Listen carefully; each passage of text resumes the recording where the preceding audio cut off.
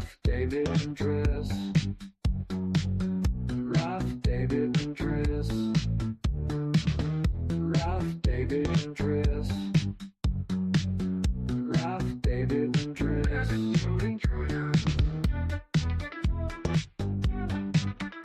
Rota, rota. Rota, rota.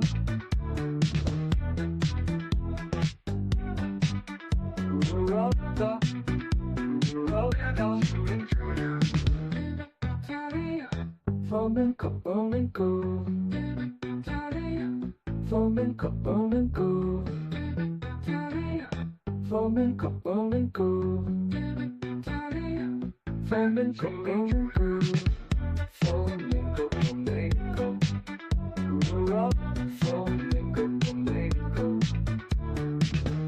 Flamenco, flamenco. Flamenco, flamenco.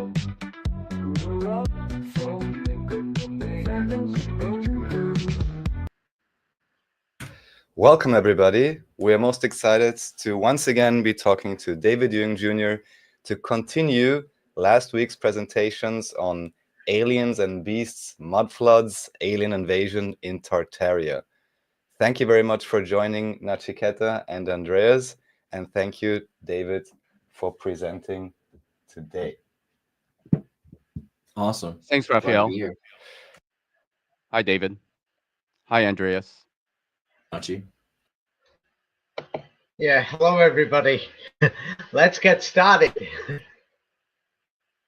All right, let's get to it. Here we are. Yes. Now, we've already did part one. This video is a continuation of the last video about aliens and beasts. So now many people have put some comments. We'll go through the comments first and then we'll continue from where we left off last time. The main story is, many people are saying this includes scientists, historians, and the historical evidence that they've presented to show that, for example, many humans came down through rain as alien form of life, and they landed here, and this concerns us today. A lot of it is to do with, people are saying the changing climate or the warming of the globe, and things like this, and to do with farming and to do with carbon taxes that could come in the future, and what is going on with the global world order. Yes, and to do with history and aliens and beasts. So I'm going to present the evidence. I'm not on anybody's side. Now, for example, here is we're showing google.com, but of course there are going to be some people who are not very intelligent. They're going to say he's showing Google. No, there's a website here. You open the website and you read if you want to do further research. Yes. For example, when I look at Google Maps, I open up the maps to see which way I'm going. Yes. So now somebody could read this because some people said, I don't believe that people were eating the soil. Or mud is basically a mixture of soil, etc. The ground. Yes, and what is a potato? A potato is just a seed. It's amazing, and it eats the soil, the things that are found within the soil, and it grows big into a potato. Then we eat it. Yeah, what are cows and sheep? They're eating things growing from the soil. Yes, so this has got a lot to do with the mud flood. So we're going to go through different sides of the story. What scientists are saying, historians are saying, and many people. Yes, and many people judged too fast and said, "Oh, David's put his foot in his this time, or something. He's destroying his reputation." No, I'm going through history and science. For example, I talked about the moon landings, and I showed the evidence that they presented. This is the official history. I didn't say that it was true. Yes. So the thing is, people judge too fast, but what's important is to look at the history. Now, today, it's going to be shocking. I'm going to show just only 50, 60, 70 years ago. Yes, in Europe, there was many cannibals in Europe. You could say around 50 years ago or 100 years ago, there was many cannibals. Cannibalism was widespread. Not only cannibalism, but it was widespread to eat the soil. People didn't have shoes. And many people are talking about immigration, saying, oh, David's pro-immigration, this, that. Oh, there's a lot of genocide going on against this race or that race. Just look at the shoes you're wearing and let's see if you can even make one pair of shoes. and then you don't even know the basic history. I'm not talking about what the official history and the official evidence shows. What about the history and the evidence that we could find by just asking old people, our grandparents? Or many of us are from Western societies where we've locked up the old people. Yes, and people don't communicate with them, so they didn't even check the history and saying, how come we don't know? It's because look around you, look at the society we live in, and people are saying, how can the world get better? It can get better if we open our hearts, open our eyes, and treat the elderly people how we should do. Yes, with love, and look after them. Well, anyway, somebody could read this. What is soil? All right. So, City to Sea, why go organic this September with Organic Mondays? Soil is the planet's largest active pool of carbon after oceans, and organic farming help not only maintain but also increase the amount of Yes, basically, yes. Soil or soil mixed with water, which is actually called mud, and it's a form of clay. You make clay from different mixtures. There's different types of soils. Yeah, we'll go into that in a minute because some people are going to say, "Oh, I can't believe people were eating soil or clay." Yeah, next picture, please. Yes. So, what is clay? Yes, somebody could read this. Clay comes from the ground, usually in areas where streams or rivers once flowed. It is made from minerals, plant life, and animals, all the ingredients of soil. Over Yeah, time, basically, we water got it. pressure. Mhm. Yes. Basically, people don't understand. There's different types of clay, but the clay that people were eating in Wikipedia, they call it white dirt, but it goes through the history. You could read people's reports. You could open Reddit. People are telling stories. My grandparents told me this. My grandparents told me that. You can go and check. You can contact these people. You can go and meet your neighbors in your cities. Go and talk to the old people. Yeah, and you'll be surprised. Yes, what the real human history is, because many people have said to me, "Oh no, Europe was Christian." Europe, and then I showed evidence, hey, that a lot of it was Muslim. Now, when I turn around and say, when the evidence shows that Europe was Christian, it wasn't the people. The evidence shows that the people they couldn't speak, they were naked, and they were basically beasts. Even the Bible calls them beasts. So I'm going to go through this evidence. The Bible is great history. It goes through the classification, same like today. We have different orders. We have people who are wealthy, people who are above that in government levels, and people who are above the governments, who are making agendas, and people who are above that. And then we have the rich class, then the middle class, then the working class, or what they call the peasant class. Yes, but anyway, next. Yeah, so here is somebody is saying, they've said they find it hard to believe. Yes, and saying, and they've made some comments. I've not used the word Homo sapiens. I'm showing what historians are saying and what scientists are saying. We're going to go through it. Now, if they don't agree with it, then the thing is, what's very important is that people will have to think, I don't agree with it, but they're teaching this in schools. I'm going to go through it. In school, they're actually teaching, children from a young age. Many people didn't pay attention in school, saying that life came through rain and that you are the aliens. And in the Bible, basically, it describes you that you're the beasts. Yes, and people are turning around and telling me, oh, our ancestors have been Christians for centuries, trying to be right-wing and nationalistic and something. And others saying, oh, our ancestors have been Muslims for centuries. Oh, things like this. People are actually dreaming. You could actually see the photographs. I'm going to present many, and you can check these yourself. Yeah, so people are saying about the clay. Clay is actually soil. I'm not talking about the official clay that you're reading their soil mixed with water. Millions of people are eating clay and soil right now as we speak. That's how they're surviving. Yes, in strange regions in the world that nobody has noticed and is asking, where are these hundreds of millions of people? Where did they just come from? Yes, why are they eating this? How come they're still alive? They don't have languages. We brought up last time also how, like my mother's an obstetrician, a lot of pregnant women in America, like strange places like California and New York, right? Plenty of places, women, when they're pregnant, go after mud. They get pica and they start to eat clay. Yeah, clay is the reason. Right? Yes. Now, so many people are turning around and saying, they turn around and said, oh, we've been eating pork for centuries. Now, I did a video with Raphael to show that Europe had no pigs. So, and then The people pig are saying, wars, yes. Yeah, where did obesity come from? Yes, and what were people originally eating? And then what is a human? Because the point of going through history is a major thing why many people are looking is they want to know is who we are, where we come from, and what we're doing here. Anyway, next page. Yes, yeah. Um, so soil, we are known to be, carbon types of people. So soil, what percentage of soil organic matter, what percentage is carbon? Soil organic matter contains about 60% carbon. Yeah, because some people were disputing it. And this is a scientific fact that's been published by who? Official science, by who? The European Union. Yes. So somebody's going to say, "Oh, David's putting out Google or something." No, I'm not. Get off your lazy backside and read these things. Yes, if you want, and you think it's just a website, the European Union really exists. Brussels is there. You can go there to the European Union libraries, go and read their reports. I've been there to Brussels. It's really there. It's not my imagination. Yeah, because And some so they people say are, that you're 60% carbon and a good 40, almost 40, 30 or so percent silica, right? 35% silica. So a lot of yeah, and silica, more carbon. Yeah. yeah, that's in clay also. Anyway, next page. Yes, you're right there, Andreas. Yeah.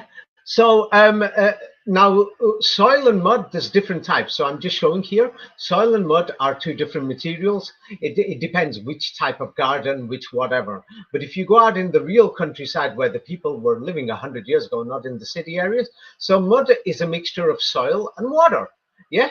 And so people were finding it difficult to swallow the soil. So that's why they were eating mud. And this is very important because we've got mud floods in buried cities. And what exactly is a human? And we've got millions of people that are eating mud. And so mud and then clay. And nobody talks about the mud flood. And then I'm going to show today that the Bible talks about just Sodom and Gomorrah. Yes, something to do with that. And it got attacked from from the sky or something. Yeah, but the Quran actually says that clay, yes, heated clay, which is like mud. A heated clay is mud. It actually says, which is strange. It's a strange story. I find it strange. Yeah. If you're religious, please don't put your comments because I don't see clay or mud falling down from the sky these days. Yeah, but the Quran tells you stories. In the past, something happened, a war between heaven and earth, or this character called God. Yes, and he sent down clay, soft clay, which is like mud, and then it says these places got buried. It actually says this Well, in the Quran, which is shocking. Yeah, yeah, um, most of these religions talk about volcanoes erupting and the idea that they're slinging down mud or sediment and things like this is yeah. completely Oh yeah, reasonable. yeah. These stories are important, but the Quran goes a step further. It says it's coming down from the sky, and there was this war, these kind of things. That doesn't mean, like for example, I've noticed that many people, especially Islamists and Quranists, have taken advantage of my work, and they're using it to preach religion. I'm not here to preach religion. Yeah, I'm going to make this clear. Yeah, because I've noticed some people have used my work and they're using it as evidence for their religion or something. But the thing is, I ask people to look at history. Yes, same like the Bible, the Quran is a historical document, and I suggest people should look at it in a historical way. Now, if you're looking for God or something, that's your personal thing. Like some people said Jesus was praying to God or he was talking to nobody, and there's many posts online saying he's mad, he was talking to himself, and many people say that's a prayer, you're actually talking to yourself. Other people who believe in God are going to say no, he was praying to a God. Yes, and God heard him. That's your opinion. So the thing is, I'm glad you pointed out the volcanoes and in other religions and civilizations. Yeah, those things are true. But the main thing about the mud thing is, if you read my book Mud Flood, we can actually see huge chunks of mud on castle walls that they're so big. It's like big blotches of mud or clay. We're talking many square meters just fell from the air, and it didn't come from the ground. You could actually see this. Yeah. But anyway, next picture. Yeah. Yeah. So mud is soil, silt, loam, or clay mixed with water. There's different types. Yes. So many people are saying it. So some of them can have a lot of carbon, some can have less. It depends. Same like if you're mixing, an orange drink with water. It's up to you how much you dilute it, add sugar, add this, that. It's up to you. Yes. So mud is a type of soil that is also called clay soil. You give it different names. Basically, mud, clay, whatever. Yeah, I'm using simple words. I don't want to go into the science of the different types. Yeah, because people are reading different types, and that affected the skin color. Yes, because many people are trying to show the supremacy of their race and things like this, or our race, our color. But and if it was about race and color, yes, in Ireland we could see, the majority of people were basically naked just 2 centuries ago. Yes, and living in holes, and there was a lot of cannibalism, and there was a lot of eating mud and clay. I mean, what was going on? And then many people are saying, "Oh, the Vatican was in charge there. We were Catholics." Were you Catholics, or was that the ruling powers, and they were ruling over you? Yeah, and if you were going to church without shoes and dirty feet and everything, I doubt you were Christians going to church. I'm going to present the evidence, because no way are they going to let you in a beautiful church building with these dirty feet and everything. Yeah, we'll look at some pictures soon. Yes, because this history has to come out instead of the racism and everything. Because I live in England, and I've noticed there's so much hate between the lower class and what they call the working class, and they say they're originally Irish, and unfortunately this has to go. Yes. No, unfortunately, it exists, and it really has to go. Next page. Yeah. Yeah. So soil. Yeah, they'll say there's 3 types, etc. Yeah, sand, silt, clay, depending on these things. But people at all types. Yes, and people couldn't speak. They had no language skills, and people used their senses to see which one was better and things like this. And then we had these cities in Europe with walls around them. That's where the royalty lived. Now, if you want, you could call them the royal family of Christ, or before Christ, because Christ was from the family of the children of Israel. Now, that story of the royal family of, is actually in the Quran. The Quran mentions it. The Bible doesn't go into it in detail, but the Quran says that they were chosen by God. Yes. So of course, yes, if this document is there for the Muslims, yeah, of course, many non-Muslims will say, "Hey, look, yes, I'm not going to keep this quiet." And if you're an Islamist and a Quranist, I'm sorry, I don't want to hear your preaching. Many people will say, "Hey, did some people from the elite write the Quran so that the people will accept, yes, the children of Israel as the overlords, because according to the Quran, they are the favored and the chosen ones of God." Yes, this is what it says, that they've been chosen. They are chosen. Yes. Anyway, the next page. Yes. So now another thing, somebody turned around and said, "I don't believe humans were eating human shit." Well, the reality is, yeah, what they were doing, even when they started farming, because what happened after the fall of Constantinople, when the Vatican collapsed, and they still ruled many places in Europe, they had their walled cities. After the Vatican collapsed, what people were doing, they were naked, living in holes. This is a reality. Even the Bible has this history. The Bible is the history of the Middle Ages, Professor Fomenko shows, which shows the history of Eurasia. And the children of Israel, or royal Christianity, these ruling families, they lived in the cities. They kidnapped many children. Yes, many children, and they didn't teach them much language, just to be soldiers. They give them a bit of food. And then within the city walls, like if you look at Constantinople's old city walls, you'll see the city walls, it was to keep out the humans who were like animals. Many of them were like cannibals, and the ones they kidnapped, they used them as slaves to do farming so that they can eat. And you will see that the houses were spaced out even with the walled cities. And then many people are talking about cathedrals and bells and everything. They don't know the history of bells. The bells were used, yes, basically to bring the beasts or the pests or the peasants, yes, as slaves to work. Yes, it had nothing to do with prayer. None of these people were allowed in churches. Yeah, and the churches like Cologne Cathedral, have a look yourself. It wasn't even there until the 19th century. It was like an industrial building. And then they put the statues and everything there. Some people are saying, oh, these buildings were there for human healing, this and that. Oh, they got rid of the bells. Many of the bells were invented in the 19th century. I'm going to go through it. Yeah, maybe some other time. But the main thing about the human shit is the people, they were having a shit on the same soil. They walked on it.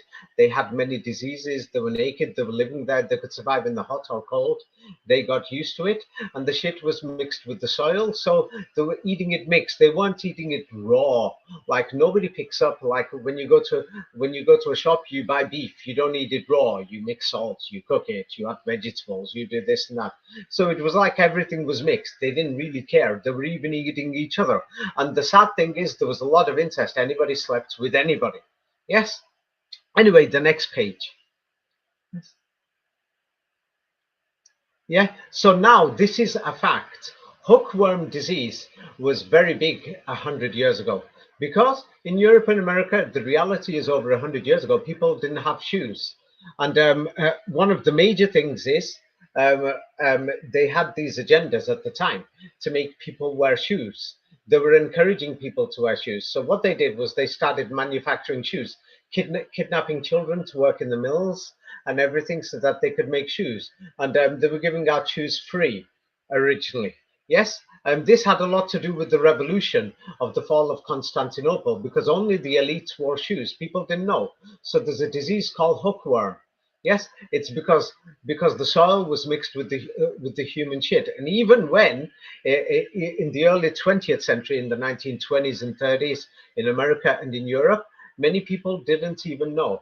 What they did was their shit. They shitted on the soil. Then the people who were working as managers, same like today, you go to college, university, they train you as managers to work in companies.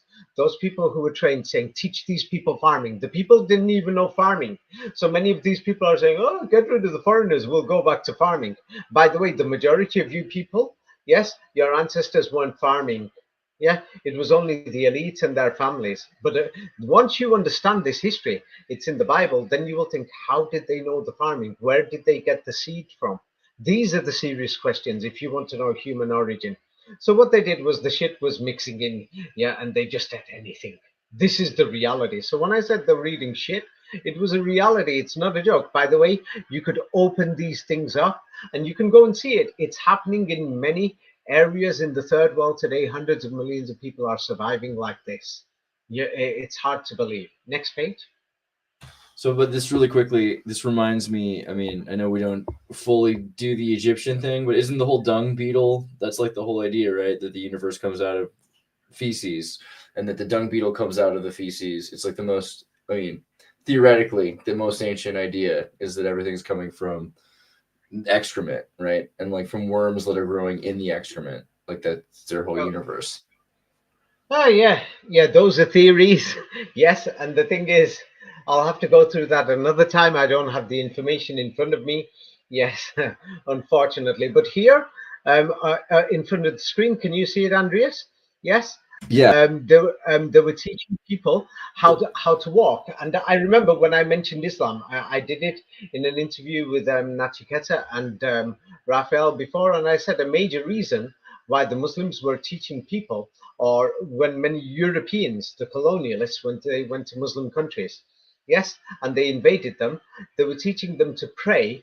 And what they did was, a major part was the washing, because people didn't have shoes. And so they avoided many of these diseases on their feet, because when you were walking, these people, because they were walking for many centuries, decades, and the shit had mixed with the soil everywhere, the earth was like a dirty place and infected, apart from the walled cities. Yes, and the walled cities started to be removed after the revolution by this guy called Sultan Mehmet, and he looks like he was, German, children of Israel. He was he was an Israelite. From the evidence in the Bible and other places, nothing to do with he came from the deserts or from Afghanistan or Turkey. And then they blew up all these walled cities in Europe and everything and forced some of their cousins. It's their own family. It was an infighting family war. Yes, and forced them to accept to, hey, we can't leave these pests or these beasts, these two-legged creatures that are called humans, like that. They're the same like us. And this story is in the Bible. We'll go through the Bible evidence if we have enough time today, because in the Bible it says that the elite, the children of Israel, it says that God is going to mix their blood with everybody else. Yes, in other words, that the whole world will have to mix. So in case some people are saying David's pro-gender, he's there, race mixing, this and that. By the way, some of these same people are right-wing Christians, Christ, Jesus Christ. Hey, it's your Bible that's saying it. It's God the Father that's saying it, that you should mix everybody and everything. Yeah. Well, but anyway, so they were teaching people how to wear shoes. Let's go through it. Next page. Yes. So here, somebody could read this. The American hookworm was found to be common in the southern US and in Latin America. Styles traveled throughout the southern Atlantic states in 1902, conducting examinations and mapping the geographic distribution of the disease. The hookworm parasite is common in warmer climates. Its larvae live in the soil. Okay, now I'm going to use this. I'm going to explain this in simple terms.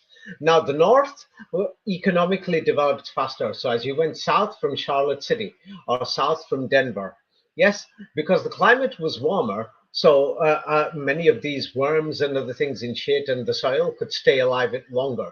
In the North, many of the worms died, but because of the Industrial Revolution in the late 19th century, people started wearing shoes more. Yes, and things like this. So that means people weren't even wearing shoes in Europe. Yes, and then you'll see all the clothes, cotton, linen, wool, all of these manufactured in the factories before, the Industrial Revolution went crazy in the 1880s, 1870s. People were actually naked.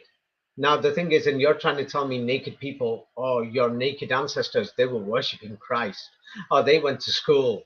Oh, yeah, sure. Come on. Next page, please. Yeah.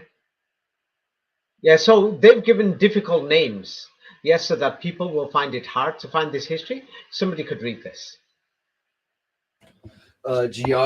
Geophagia, knowledge and references. Geophagia carried the risk of hookworm infestation. Hookworm was rampant in the deep south and rendered those afflicted fatigued, glassy-eyed, and Yeah. nearly.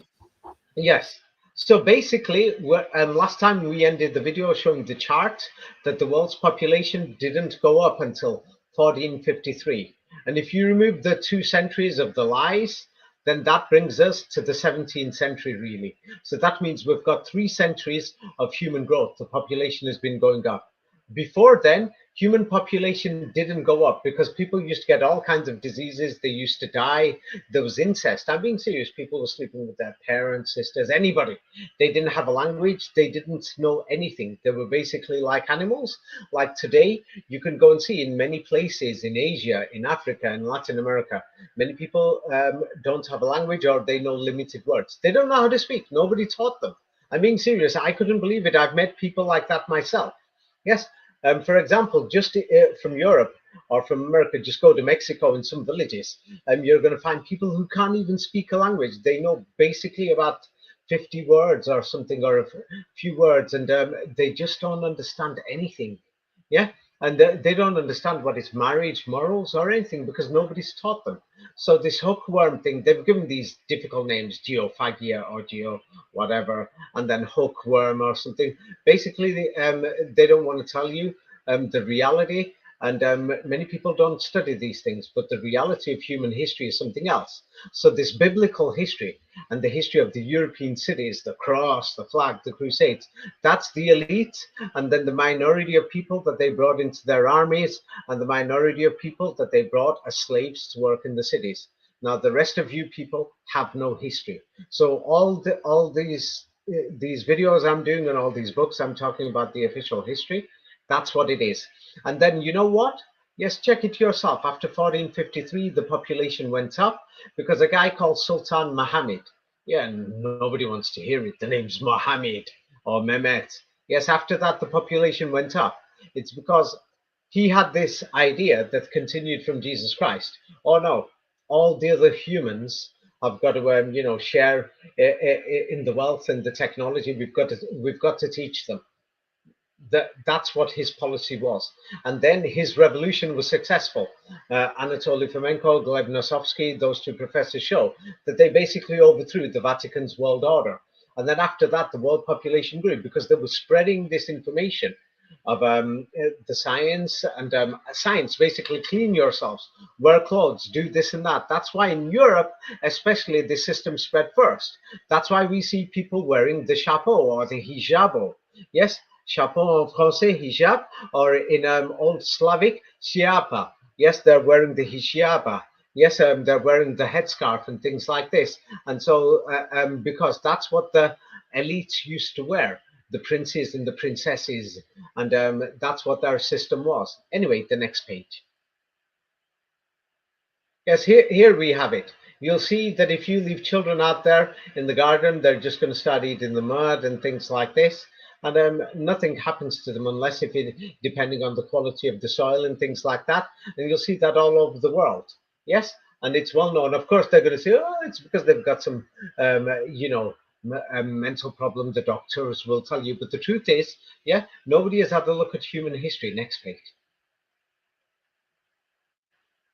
Yeah, here we have it again. It's all over the world. Yeah, you'll find many videos on YouTube that are showing people have traveled in Asia, Africa, Latin America, and people are actually eating clay, soil, or mud. Millions of people are doing that right now, by the way. Yes, mixing it with water. I actually know families, yes, you know, that are actually eating grass and shrubs, any insects mixed with mud and water and soil and clay. I know them because I personally sent people money so that they could find food. You know, the thing is, I did that. So that's how I know these things. Anyway, the next page. Yes, so they're going to say that, what do you call it? Yes, geophagia, eating clay and things like this. This is in the National Institute of Health, and they're saying it can be toxic depending on the soil and the mud. But in them days when the humans were on the floor, unfortunately, the reality is they use their senses more, same like cats and dogs, by sniffing. And they used to know the quality of the soil, the sand and the mud. Yes, this is the reality. Yes, you know, so here they're showing, you know, if you do it now, people, we don't have practice in these things, so we won't know. So I don't advise you to just go out there and just eat clay. Yeah. Anyway, the next page. Yes. So geophagia had the risk of, they call it hookworm. Yeah, so it was throughout America, especially in the South, because the North was economically developed. Next page. Yes. So now what they did was the government, this was part of an agenda, same like we have agendas now, 2030, 2040, 2050, you know, the climate agendas and the smart city agendas. So the thing is, you could read the second paragraph, somebody could read it. The commission found that an average of 40% of school-aged children were infected with hookworm. Areas with higher level of hookworm infection. Yeah, basically, yeah. They did their studies, but many people are saying even though they didn't have hookworm, the main point that you could realize is they didn't have shoes. Why didn't they have shoes? When did humans start wearing shoes? How can you turn around and say, oh, the Bible is true. Oh, the Quran is true. Oh, the Vedas are true. Oh, this is our history. Wake up. This is in one of the wealthiest countries in America. In 1910, half the kids in the South didn't have even shoes. More than half. Yeah, 40% had a disease from it. Yes, but more than half, we're talking the majority, didn't even have shoes. Many of the adults didn't have shoes. We don't even know the percentages because it was difficult to go out. People didn't live in cities. They lived in villages. It was so ridiculous. In Europe, it was the same thing. And people are trying to tell me these people went to church. Many of these people didn't even know how to speak a proper language. They only knew a few basic words. Yes, human history is actually scary. So the next page. Yes. So what they were telling you is, you know, Center for Disease Prevention Control. Yes. So they advised you don't walk on it. They were teaching people, etc., because human shit was mixed everywhere because the people were having shit everywhere. Unfortunately, because humans were like this. This is the reality of the history. People could read this, and even today they advise you because many people aren't aware of it. Yeah, the next page. Yes. So now this is another thing. Now many people don't know this, so somebody could read this. Voodoo ablution is the washing of the feet. It may prevent the chances of hookworm infection as its larvae enter the body through the skin, most commonly through the feet. Effective measure Yes. of preventing hookworm. So now many people have been asking, a lot of the things to do with Islamic practices and Christian practices. So that is about Islamic practices. So many people are asking, why didn't the Muslims have these infections, or they had it less? It's because they were washing. And so that's why I turned around and said a lot of it was to do with cleanliness. And so many of these measures started in the past because of these reasons. I mean, nobody has turned around and said humans have got to wear shoes. Yes, humans didn't wear shoes for centuries. We could see this. The elite and the people in power, known as the children of Israel, yeah, and they were wearing it, but where did they get this idea from? Yes. So now the next page. Yes. So hookworm. It just goes on. Human history. Yeah, somebody could read this. Indeed, a hookworm infections of which Necator americanus infection is the predominant human disease, has had a major influence on the human history. In the early 1900s, hookworm infection was recognized as a major cause of anemia and lost productivity in the southern United States. Yeah, now they're using nice words. The truth is, yeah, loss of productivity. People weren't educated. Many people didn't even have a proper language. Yes, they're telling you their ancestors spoke English, French, Slavic, Latin. There was nothing. Or they were Christians. They couldn't even read or write. They didn't even have shoes. Many people were half naked. Many people were cannibals. In fact, wait for it. We're going to see pictures soon. Yes, people can go and check them themselves. It's because I thought I'd show it today because many people are trying to say, oh, look at the Africans. They're living like this.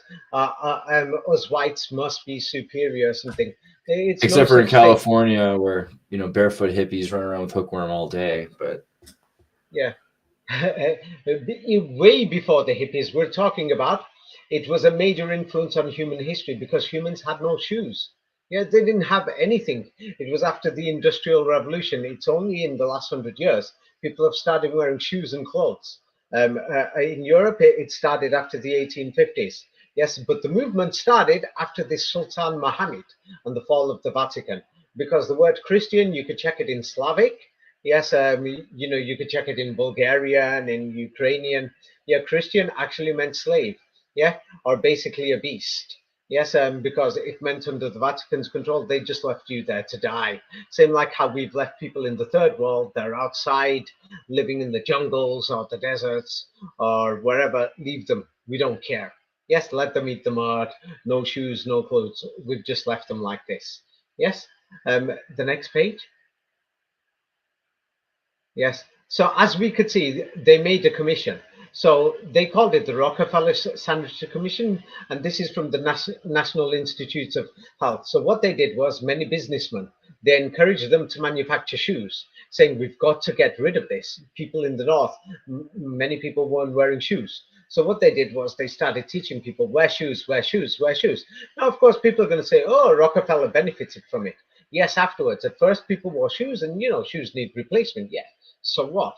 The Chinese are benefiting from it today, and the Indians are, selling shoes, but they're working for peanuts. Yeah. But the thing is, humans have progressed from this. So the thing is, there was many commissions and many other things, and the thing is, many people ask the old people and say, "Hey, Grandpa, your dad, did he wear shoes? Did Grandma wear shoes? Did they really wear clothes when they were young? What about his father?" Ask people before this history disappears. Yeah, next page. Yes. So what they were doing in is, that there was an agenda. Not only in America, Rockefeller Commission, there was an agenda worldwide. Yes, by the colonial things. And what were they doing? Somebody could talk about it. You know, these diseases from wearing no shoes and basically no clothes. So what did they start doing? Colonialism and hookworm eradication in Puerto Rico.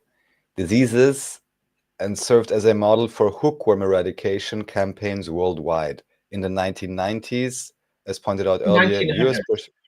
1900s, yes, sorry. Yeah. Well, basically, what they did was this was happening all over the world. Now, to get rid of all these diseases, because unfortunately, humans don't naturally wash themselves. They didn't naturally clothe themselves. And so in different places, they use different methods. Yes, the people in power, the colonialists, and the people above them.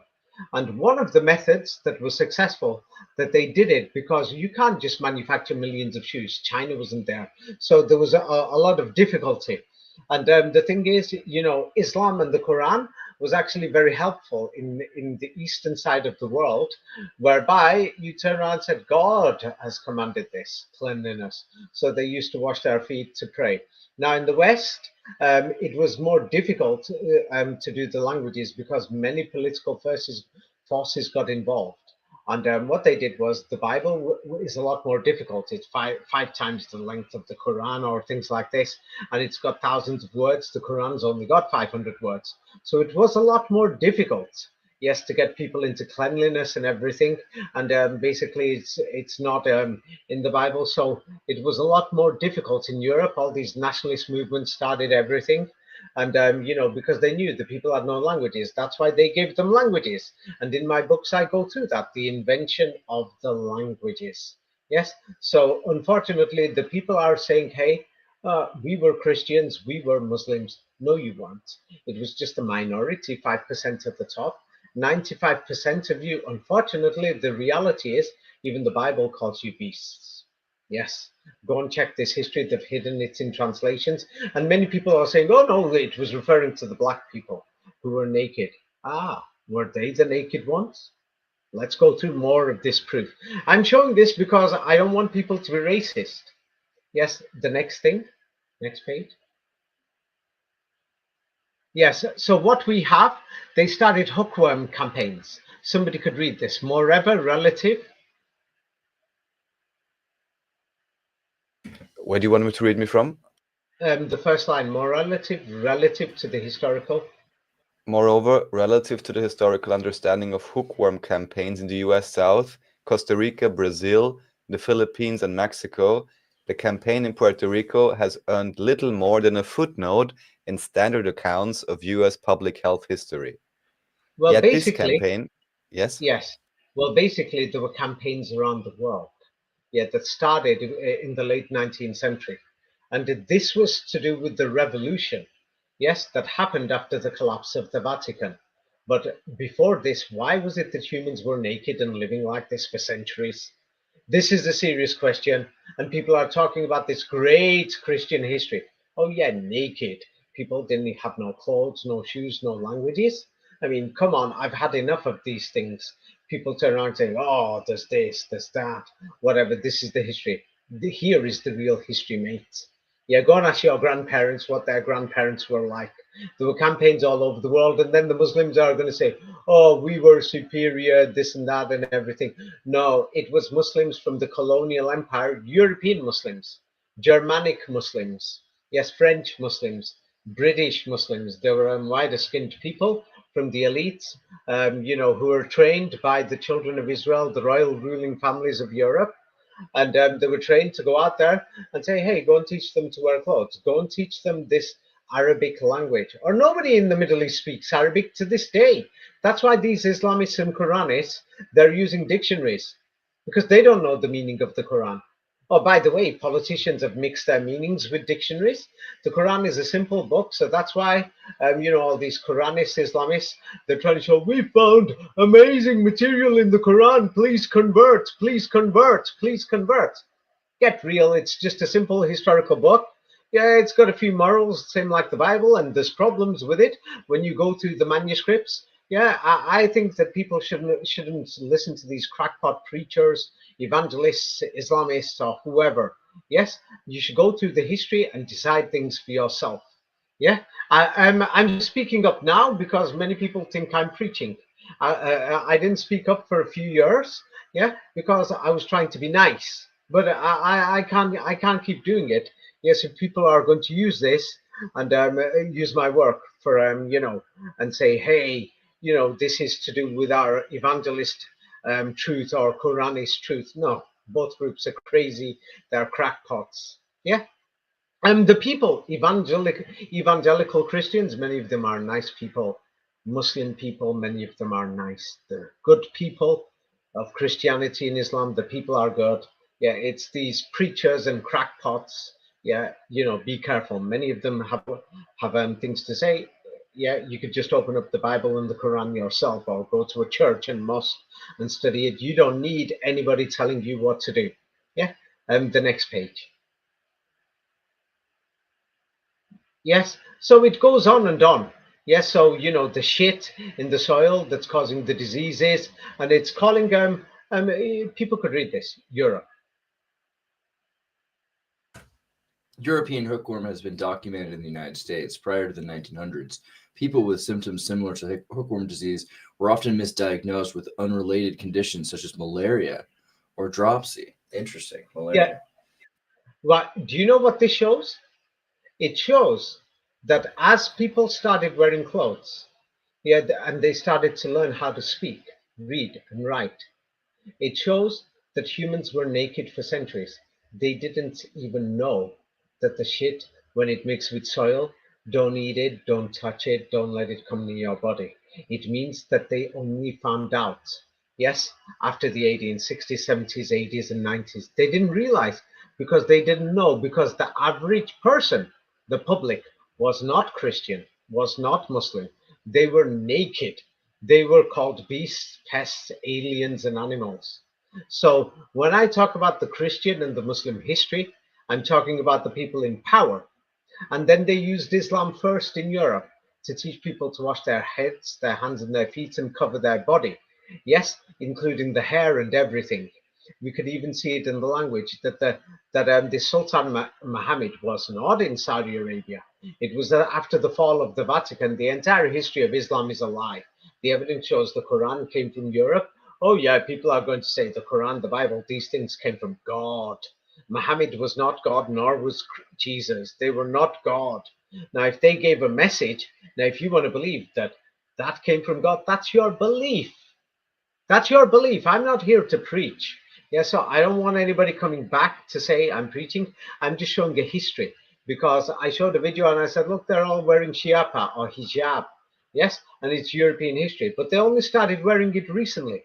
Before then, the people were naked, and the main thing is they didn't even know what's causing this disease.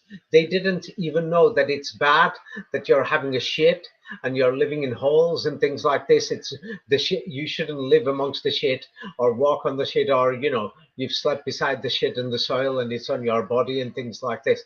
Can you believe this, guys? The world didn't even know. So this means this is recent history. Can you all see this, or you can't? Yeah, we can see this. Yes. Okay, next page. Yes. A history of So hookworm vaccine development. yes.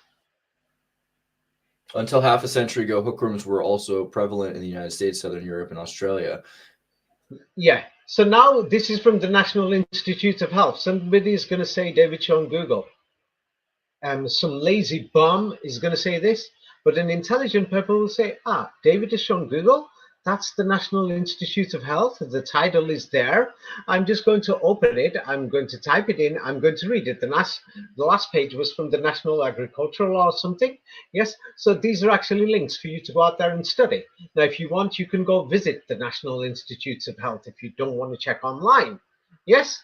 And they've got their own websites. Yes, government websites. It's a .gov website. And if somebody is saying half a century ago, yes, half a century ago, we're talking 50, 60 years ago, the people had only started wearing shoes. We're talking just after World War II.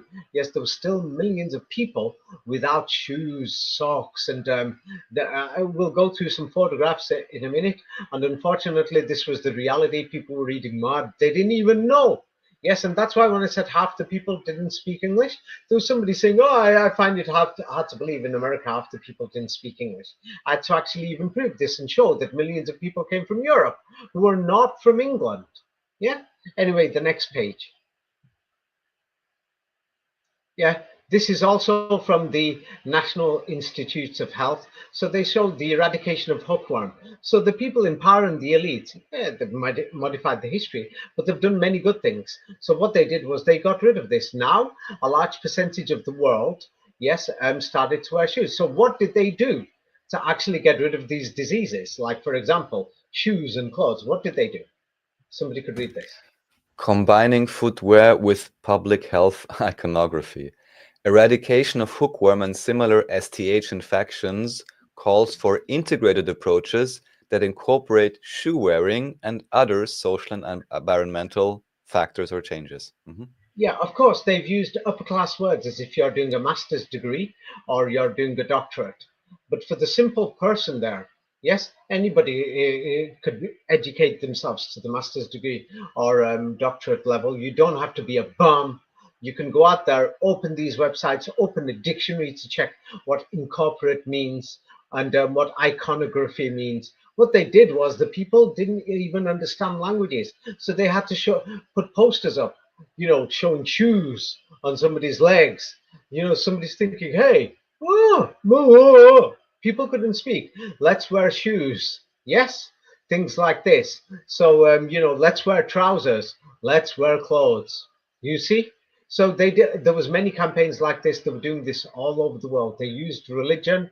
They used everything they could to actually, move the world towards this direction. Now, if you're saying they did the wrong thing, yeah, you can go out there, go back living in the soil, take your clothes off, take your shoes off, everything, sleep with whoever you want, even family members, because all these things, they decided that it was wrong for you to sleep with your brother, sister, father, whatever. And they started teaching you their morals. You see? Yeah, and if you think, hey, let's go back to the original natural way, you'd be my guest. Yes? Next page. Yes. So somebody could read this. The importance of wearing shoes. Hookworm disease. Before 1900, few American physicians knew of hookworm disease. However, a zoologist from Hartford, Yes. Connecticut, That Dr. basically Charles explains it. Stiles. Yes. Basically, in the United States, yeah, we could see, yes, that and in Europe, people didn't even know why these people are getting lumps and all these things and all these other illnesses on their feet, on their mouth, and they've got all kinds of things. Nobody knew because the thing is, these people were naked for centuries. Nobody cared. What was it that changed the people, the elite? What made them change their mind, saying we have to care about these beasts and peasants? Now, an intelligent person will ask this question, saying, why did they change policy? What changed in European history? Yes, what changed was 3 centuries ago. Yeah, if you follow the official timeline, then 5 centuries ago, a man called Sultan Mehmed destroyed the Vatican in the biggest city in the world called Rome or Constantinople. And that's when official Christianity collapsed. Yeah, official. And they call it the Protestant Reformation, but the reality they're lying. It was an army of people that they call Muslims. Yes, but we don't see this army coming from, India or Morocco. We see this army of soldiers coming from Russia and Germanica. Yes, Western Europe and from Russia from the north, and they stormed it. And then their leader was a guy called Sultan Muhammad. Yes, 1453. Yes. Now, if we remove the 2 centuries of, the 19th century and 100-year difference in the calendars flamenco shows of when Christ lived, then we come to just 300 years ago, and that's why the world's population is going up. Yes, and people are living longer. Or before, people didn't live long; they died. Nobody looks after babies. A few people did, few of the mothers, and the babies learned naturally to eat the mud. Same like you saw the pictures of the children. That's how people survived. They stayed on the ground, and then the babies had a shit. It came out everywhere on the ground. People ate anything. This is your history. Now the thing is, you can come out there and say, "Oh no, we weren't beasts and pests. We are from a great civilization ancestry." Yeah, go, carry on kidding yourself. Next page. Yeah, so here we have it. Yeah, basic pictures, you know, just 50, 80 years ago in America, in the South. Yeah, these people didn't know how to wear clothes. Those clothes were given to them, manufactured by machines in the North. Yes, and you know, if these children were healthy, they got kidnapped and taken to the North, that they've got to work and manufacture more cloth because there were so many people who were naked. So that was one of the major reasons for kidnapping the children. I never mentioned it before. It's because of the agenda. The people were naked. Yes, I don't need to mention it. You go and study it yourself. So some people are saying I'm hiding it. You could read my books. You can study the links. I've given so many. You can open it instead of being a lazy bum. Yes. So those people, they don't even know what shoes are. They don't know how to make that cotton or these clothes are made from cotton wool mixture of part linen or whatever and things. Yeah, you know, you could see it. They don't know. Even you don't know, half you people who are listening. Yes. Anyway, the next page. Yes. So we see all these families. They didn't have shoes. They don't show you these things. Normally, they advertise the pictures of people, the women wearing hats. They don't show them wearing hijab. Hijab is a European word. They don't show you these pictures. Or the people didn't have shoes. Yes, they wouldn't even have these pants if the factories in the north and everywhere else, you weren't kidnapping children, forcing them in the mines and everything. Yeah, the elite decided to do this because they wanted to speed things up, half the elite. And then the other half of the elite, they divided after the revolution and the collapse of the Vatican, which was based in Rome, in Constantinople in 1453, saying, no, we've got to get the people dressed. There were different plans and many people took advantage of it. Yeah, and the church was trafficking children. But the original plan was based on a plan by this man known as Sultan Muhammad, who many people, who flamenco shows is the Prophet Muhammad himself, and that he didn't live in Arabia, that he was a European, and that it was his plan. Yeah, if you want to study it more, you could study flamenco's books. Anyway, the next page.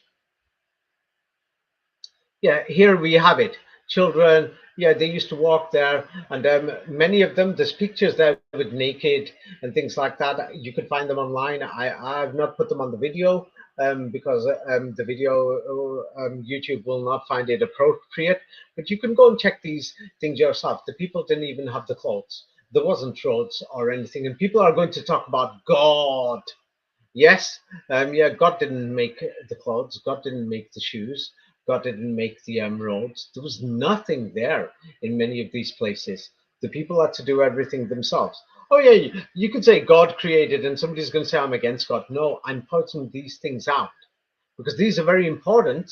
Yes, because people have to decide for themselves if you want to believe in God or not. So there's going to be somebody who might comment and say, oh, David's against God, or David's a Darwinist, or David's a communist. No, I'm not. I'm showing the history so that people see the reality.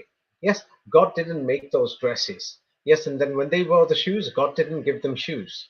Yes, so the thing is, many people are there trying to preach the Bible or the Quran. Yes, yeah, what they could do is go out there. There's hundreds of millions of people out there who need clothes and shoes right now. Why don't these evangelists, preachers who are preaching the Bible, and Islamists, Quranists go out there and put their money where their mouth is and go and give people shoes and clothes and get off their lazy bum? Yes, you know, instead of, you know, preaching, people saying, oh, you have to believe what I believe. Yeah, you know, go and do something that's useful. Yeah, next page, please. Yes. So here, I put this here, these things here, I put down some notes that you can make an analysis. Before 1900, people couldn't read or write, the majority. They didn't know the Bible or the Quran. I'm pointing that out, yeah, because there's these Quranist preachers who are trying to convert you. Yes, they've tried it with me saying, what's my agenda? And saying, oh, people need God, they need religion. Yeah, I'm talking about history. So most people couldn't read all right. They were half naked, or to be honest, they were naked until the machines made cotton, linen, and wool and other clothes. They didn't even have shoes. They had a piss and a shit in the soil and ate the same soil known as white clay or dirt or other things. And people had less words in their vocabulary as languages spread. And the peasant human history is not what you think it is. There is no evidence that people went to church. Yeah, these people who are half naked, half dirty, and half smelly, are you going to be letting them into your churches? You must be dreaming and imagining this history that your ancestors. So when you're reading the story of the Crusades and everything, and I'm telling these stories, I'm talking about the 5% at the top who were doing this, not the majority of the people who are listening. Unfortunately, this is your history. Yes. Next page. Yes, so here now what we have, yes, is verses from the Quran. Yeah, let me see, I'm increasing the size because I can't see it. Yes, so in the Quran it tells you that this is the Islamic version. Now in the Islamic version it basically says that humans were created, yes, from male and female. Yes, and some people interpret that means that they were made from one male or one female. Now, the Quran isn't clear on that. If you know the oral Quran, I've asked people. So next page. The next one, I mean. Yeah. So as you will see, why I said that you should go to a mosque instead of listening to these preachers. Here's the Quran online. Somebody could read the first line. O mankind, fear your Lord, who created you from one soul and created from it its mate. Right, stop. That's enough. That's enough. Now, the thing is, people could go back to the previous page and they will see that in the word for word version, it doesn't say one soul who created you from male and female, it actually says.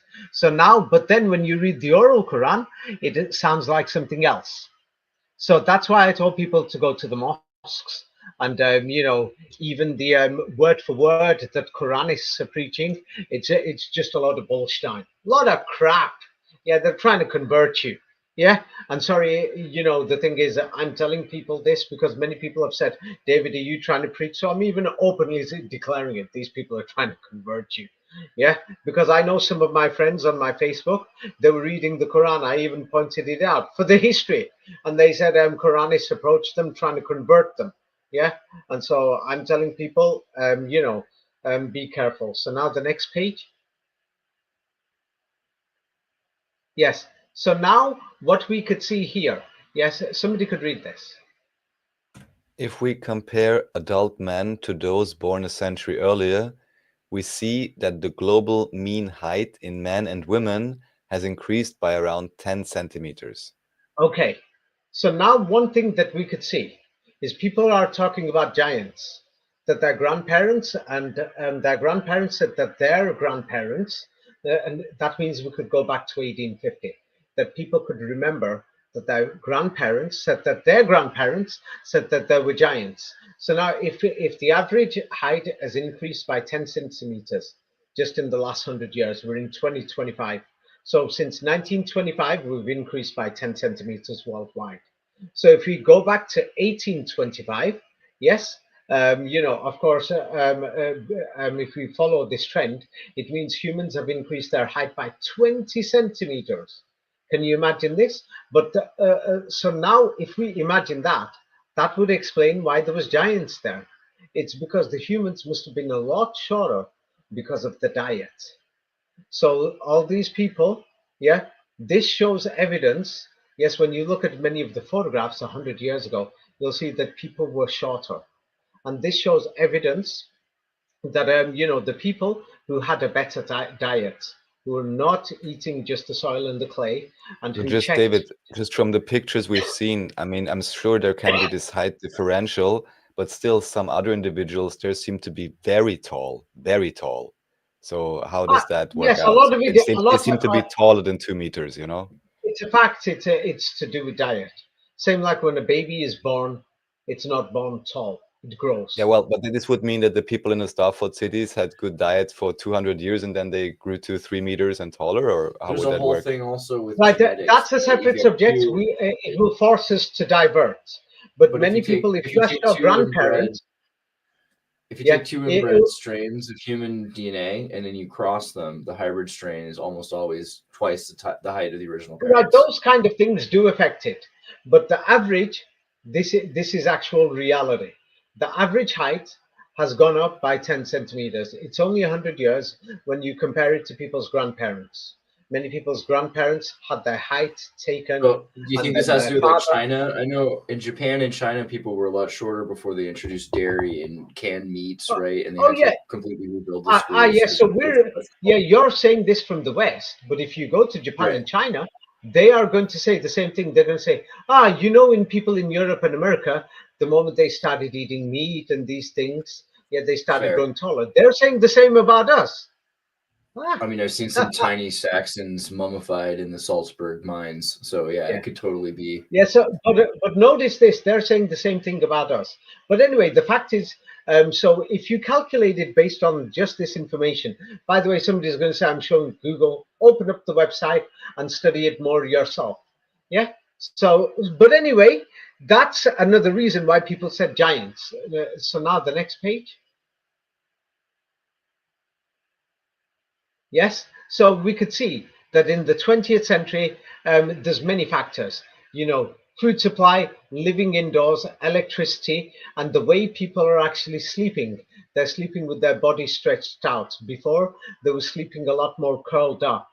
Like I've seen this myself, it's hard to believe that many humans, I saw this myself in poor areas where the people aren't standing, like, you know, when you see, unfortunately, this is where evolution came in, that you see people who are just standing there, and for them, the standing position is same like an ape or a monkey with their body bent. I'm being serious to you. You might not like it, but travel and you'll see it yourself. Yes, but the height increased because there's many other factors, because people are walking and many other things in the way they sleep. Now the next one.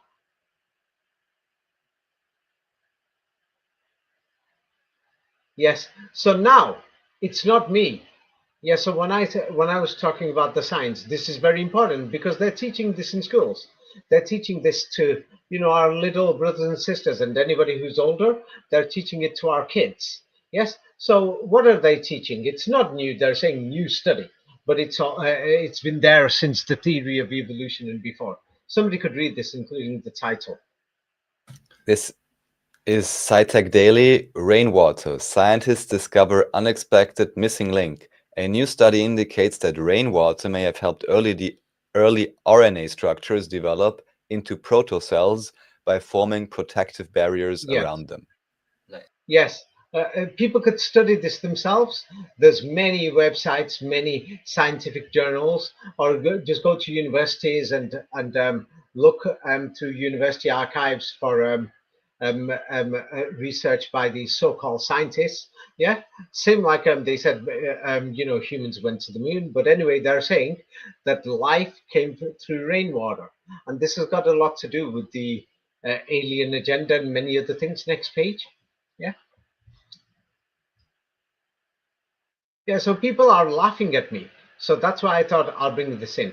But anyway, many people are asking, saying, if humans really have evolved from the earth, what is the origin of love? Yes, that's another long story. Anyway, next page. Yeah. Yes. So what it is, there's many journals out there, the Earth and Ecological Jurisprudence. They say there is consciousness in human beings, and because we have evolved from the Earth, basically, we came out of the Earth, or we're made from the soil and the clay. That's why we were reading it. That's where evolution develops from. So this is what they teach in schools. Next page. Yes. So here is from. Somebody could read this, including which website it's from, and they could read it. Yes. In the paper published today in Science Advances, University of Chicago PME No, next postdoctoral page. researcher I think it's the next page or the page before. You've mixed one. Life from a about, drop of rain. yes, rainwater could have helped create a meshy wall around protocells 3.8 billion years ago. Well, anyway, I'll read it. The title. This the Pritzker School of Molecular Engineering in the University of Chicago. So it's molecular engineering, and if there's going to be some smart Alex, yes, who are going to comment, they've presented their evidence, and the evidence is important. You can't actually just totally ignore it. Yes, some of the evidence has been falsified, so people have to study this more. Anyway, so they show that life came through rain, but where did it come from before then? This is what they say. But anyway, so here is a Nobel Prize winning biologist. This is very important. Yes, Jack Szostak. Yes, and others, they've shown that rainwater could have helped create the protocells that formed, basically what you'll call sperms or DNA, RNA, whatever. But anyway, they're saying 3 billion years ago. Sure. Yes. Now, next page. But I'm showing you this because I want you to know I didn't just make it up in the last video.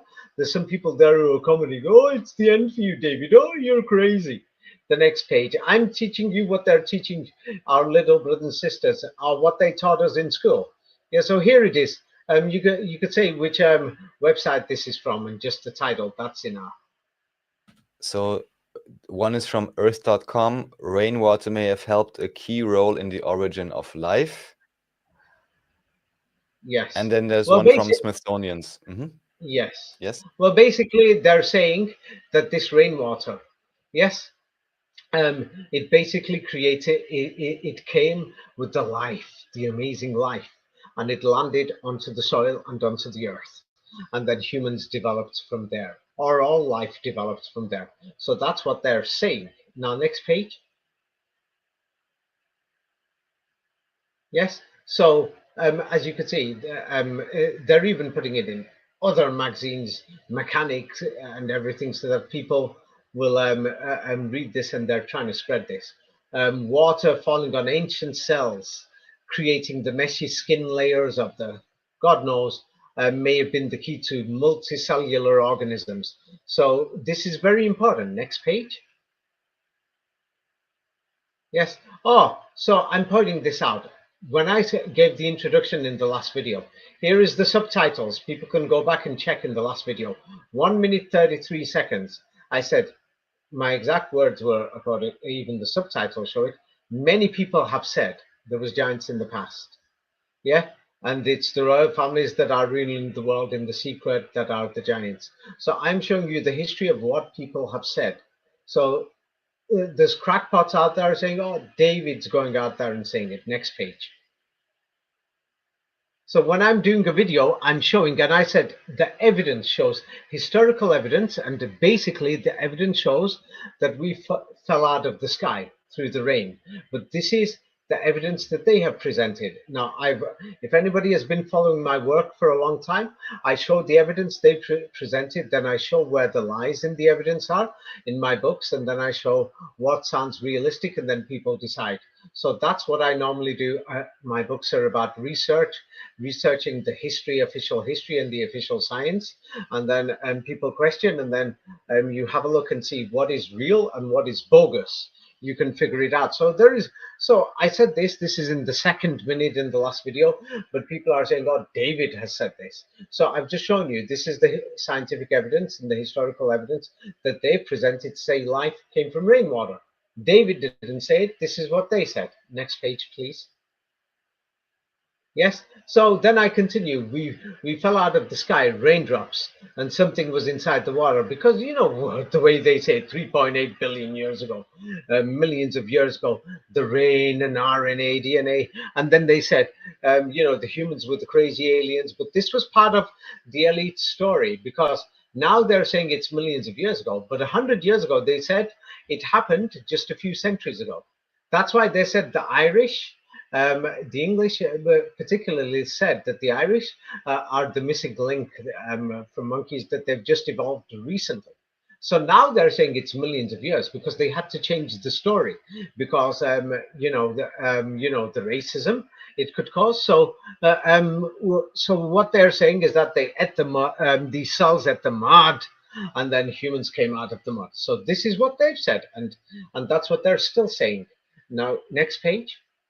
This was part of the introduction, and so we're still going through the evidence. So then I say in the 6th minute, and I say, when you look at history, I didn't write history. And I said, they'll say that the humans, what they call, I don't mean human like for them, whatever, and they're saying humans like you and me, basically we came from this rainwater or alien life and we landed here, we ate the mud, we are the aliens and we've invaded. So the next page, yes. They changed their story compared to 1900. And so what they call, so I pointed out, this is in the 6th minute, that these people are known as the children of Israel. Jesus Christ was one of them. So was this Prophet Muhammad. Yes. And so I point out that they were the elite and many of them believed that they were the gods. Professor Fomenko and Masovsky points it out. That, and the Quran says that that they're chosen by God. Yes, so it's like some of them said they were chosen by God, and the others say no, that God is dead, that God is actually inside them. That's the story of the Cabala. Next page. So I showed this in the introduction. I'm telling you, they said it's not things that I'm making up. Yes, so here I'm saying it. When I said that Islam was Europe's religion for the people, it's because what original Islam was and original Christianity was, it was a project, yes, like Wakanda, to actually get these people or these aliens or these beasts, yes, to improve their life. And so that's what many of the agendas were. And there are people who want to take advantage of the agendas, and many people amongst the children of Israel who don't want the rest of the world to become like them or to become like the gods, because they believe themselves to be the gods, many of them. Next page. Yeah. So then I turn around and show that it looks like happened with the arrival. I can't see the bottom line on this page because the bottom line, yeah. That's the whole page now, Yes. David. So it's the whole page Yeah. now. So what does the first line say? I can't see the screen clearly. I don't know why. Like it looks like happened with the arrival of a new group of aliens. The Quran actually says, Yes. hey, Yes, so the way that they've written the history and the science, it looks like a new group of aliens arrived, and new groups are always arriving. And the Quran actually does say, yes, that we're replacing or sending more people, one group after another. But now, what the scientists are saying, there's two different stories in this, or more than two different versions. So now today we've shown that the scientists have said that they came through rain, like separately. Now the Quran says we made you from one group of people, and then that's another long story. It will have to go through it another time. But now, when we go, so the next page, and so you could see what the scientists are actually saying. Somebody could read this. This is from Science Daily. It's not Google. You can actually open up Science Daily. This is what they want you to learn. This is what they're teaching you. Yes, and this is where racism comes from.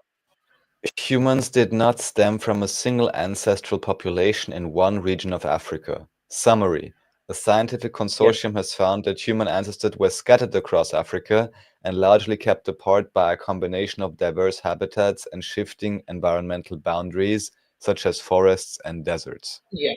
So what they're saying is that different people came down in different periods over the hundreds of millions or billions of years, and that's why they're saying humans have different races and different ancestors, and that's where now that they're saying it took millions of years, but in the 19th century they said it only took a few hundred years. Many of these so-called experts said it, and they were telling it to your face because they were basically telling you, you are a beast, you are an animal, you are the alien, you've just arrived and you've just come out of the ground, or you've just climbed down from the trees, that you were like a monkey, you climbed up the trees and you came down.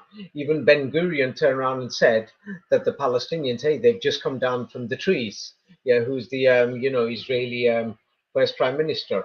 Yes, So that's where a lot of the racism came from, that humans didn't have a single ancestry. They're teaching this, by the way, so please don't go out there and say David's teaching this. Now, if you don't believe in it, that is the purpose of examining history and science, so that you could be aware of what they're teaching, and then you can decide for yourself which is true or not. And then what I do, yes, I show which historical facts are true, and which ones they've fabricated, and which scientific facts are true, and what they've fabricated. That's what I've always done. Now, because of the So of title, course, alien, David, what everybody wants to know then, to what extent do you give credence to this idea that humans arrived from the mud, or whatever else you just presented? let's go People through want the to know. evidence. It's too early to judge. Let's not judge now. There's so much more. This is so exciting. Yes. So now what I pointed out in the last video, next page, is that the latest batch of humans, which they were saying 100 years ago, like the Irish, for example, saying that the Irish were, they've not evolved, that they evolved separately, that they arrived more recently. Yes, that this new batch of humans, the population only went up. You remember I showed you the graph, and you can see population graphs. You've seen them yourselves. That the Yeah, these population population only graphs went. are well known when it only started Yeah, in the 1890s, like, or 1850 or something. Yeah. but the main population, the world's population was stable until 1453, the fall of the Vatican in Constantinople. That was when it started to change. Did you notice that on the graph? Right, but of course, since it's a few hundred years ago, how much can we trust this information would be my first question, you know? About trust, the thing is, we can see that the birth rate is going up. We can calculate the birth rate in the last 10 years, last 20 years, last 50 years, last 60 years, last 70 years, last 80 years. We've got pretty good data from the 1850s. So now, when we go back to even just from, the 1850s, we can see the population has gone up. Now, if we follow the graph, yes, of course, a lot of it we can't trust because they've added on 200 years, and we can see the graph looks dodgy. So it looks like the human population rate, many other researchers have pointed out, has only been going up for like the last 3 centuries. Yes, and that comes to the date of when the Sultan Muhammad, or the collapse of the Vatican. And this is what we can see. The evidence points to this. Yes, anyway, so I was pointing this out. Yes, that I didn't say that I believe the story that they're saying out of the rain. So now I said this on the 9th minute and the 17th second, and go to the next page.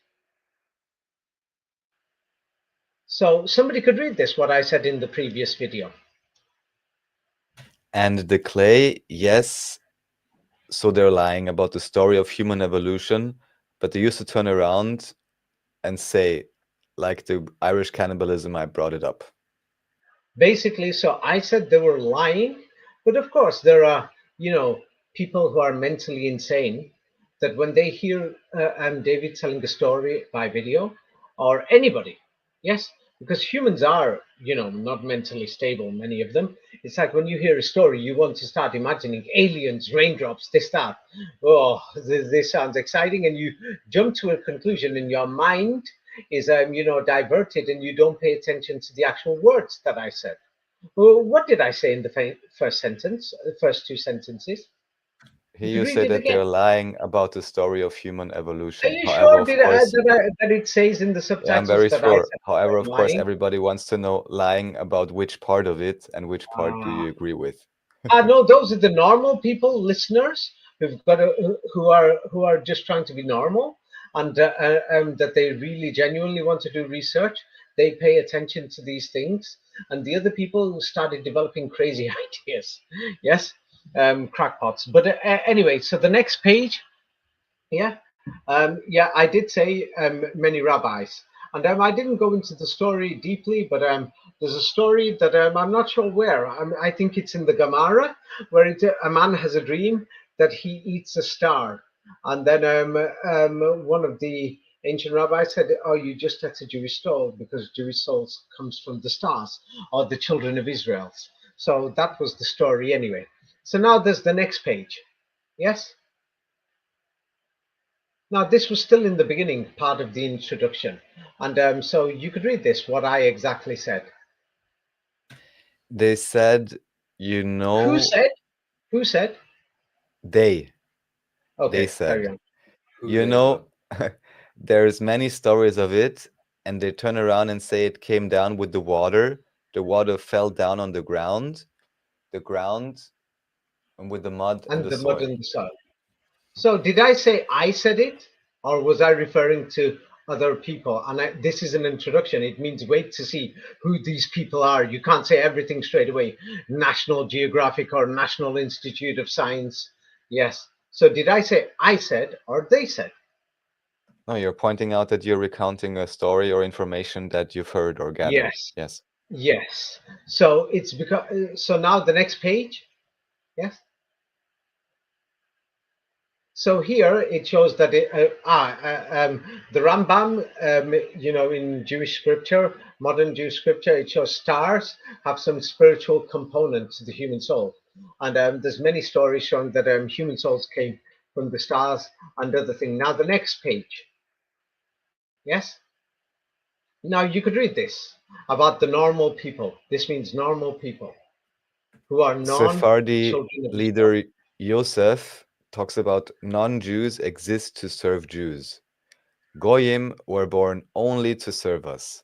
Without that, they have no place in the world, only to serve the people of Israel, he said during a Yes, and public speech. which paper is this from?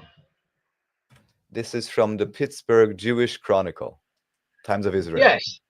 So now the reality is many people are saying, there's a Jewish world order or something. It's not the normal Jewish that we call, when they've said people of Israel, it's not the modern Israel.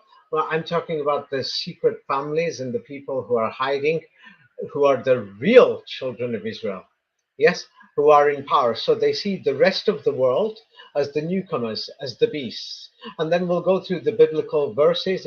It's nothing to do with white or black or anything else. And then I have said before that, the tribes of Israel today, it starts from northern India all the way to, to California. It's because evidence from the Bible shows that the bloodline of the children of Israel has mixed in.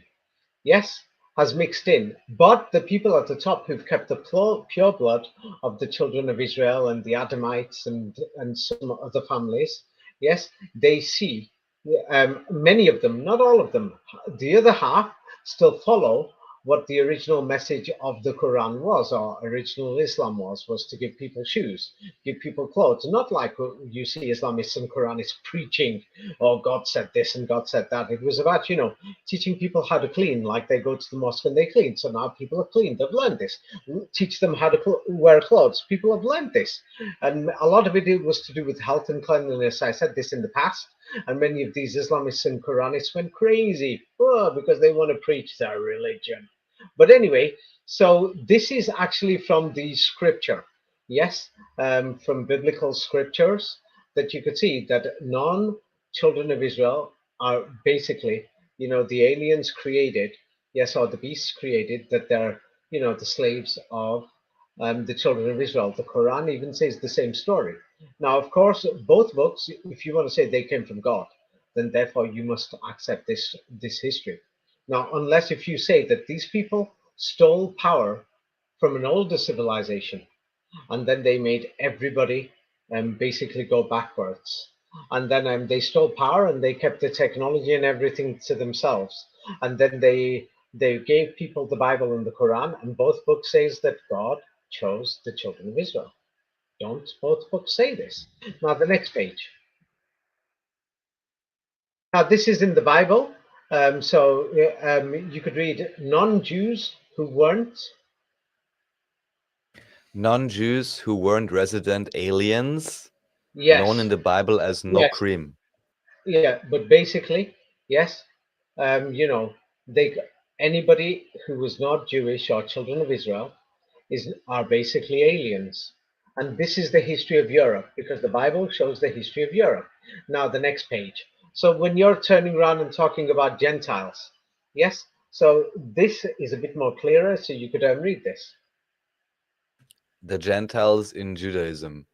By parallel developments, the terms for alien, Nokri, and Nafri and Zar now came to mean also non-Jewish or a non-Jew. yes, as the world got polite, now you instead you could have new nationalities. I'm American. Oh, I'm Chinese. Oh, I'm Indian. Oh, I'm African. Oh, I'm a Latino Americanos. Basically, you were the aliens. These are the biblical terms. Now, the next page. The Bible, this is from your God, God the Father. Jesus Christ is God the Father became man. Oh, yes. Now, now the next page. This is from, you could read which website this is from. You went past it, go past, go back. So this is from United States Holocaust Memorial Museum, which says only the Jew is human. Non-Jews are not called humans. They are seen as animals. And because we Jews consider non-Jews to be animals, we refer to them only as goy. Ah, okay, these things are very important to remember. Yeah, it's not Jewish people who, the story didn't come from Jewish people. Jewish people have, in the 20th century, are just reading out the Bible. In fact, we'll go through evidence from the Bible. Yes, the Christian Bible. Yes, and so many of you people are saying your ancestors were Christians. Oh, you mean your ancestors were animals, beasts, according to the Bible, pests, peasants, animals, monkeys. The Bible says this, and you're proud of this history and then you're preaching it. Yeah, let's go to the next page. Yeah, so now on the next page, what we can see. So I said this before. Yes, I said they might be putting all these chemicals in the air, and some people are calling it poisoning the land, because what if there's going to be new arrivals? Because that's what they're saying, not me. So now go to the next page after this, and you could read this. Hold Up the Sky by Xijin Liu. To prevent an alien invasion to coal Yeah, mines in next northern paragraph. China. Next UFOs, paragraph. chemtrails, and aliens. Jim Stone, world-class investigative truth. Before I knew what chemtrails were, I just chalked the haze up to something else. To prevent an alien Yeah. infiltration and take over. Yes, but anyway, at first I'm going through that. The next page, you could read the next paragraph. This is, somebody who goes through WikiLeaks, and what do they say? You could read this. Prevent. Let's talk about preventing an alien false flag event and the spraying of chemtrails in our sky's atmosphere. Yes, but at first it sounds. The next page. Now, the next page, I mentioned this before. Yes, King Noah is a Nephite king, or the children of Noah, there is the tribe of Noah, the children of Noah, and then there's the children of Adam. And so, the Book of Mormon, has more of a special place in history. And so, this is here by accident. So I'll go to it another time. So now the next page. In case people said, oh, how could David say Moses was seen as a half-breed? Yes, according to the official history that they tell us, there's different versions. Yes, Moses is brought up by Pharaoh's daughter, and she's basically brought up as part of the royal family. So I was just repeating the history that they're saying. Now the next page. Yes. So now you could read this. Humans are doing what? This is from The Guardian. Study shows humans are evolving faster than previously thought, according to the largest ever genetic study of a single population. And also Yes. science.org says, far from slowing down, human evolution has sped up, here it says, in the past 40,000 years, and has Yes. become So 100 times faster in the past 5,000 years alone. Yeah, so what they've tried to say is they're lying. What you could see is that just 100 years ago in Europe and America, we could see people didn't have shoes. They didn't even have clothes. You had to force them. So then it makes, if evolution is true, if, let's say that they've got it true, so they're lying about the rates, and so the speed, it means the speed is even faster, even just a few centuries. But did they actually really fall from the sky, or was it that the population went up because the health standards and things got better because of the collapse of the Vatican after the collapse of, Constantinople, which sounds more realistic. So now the next page, you could read the next page, anybody.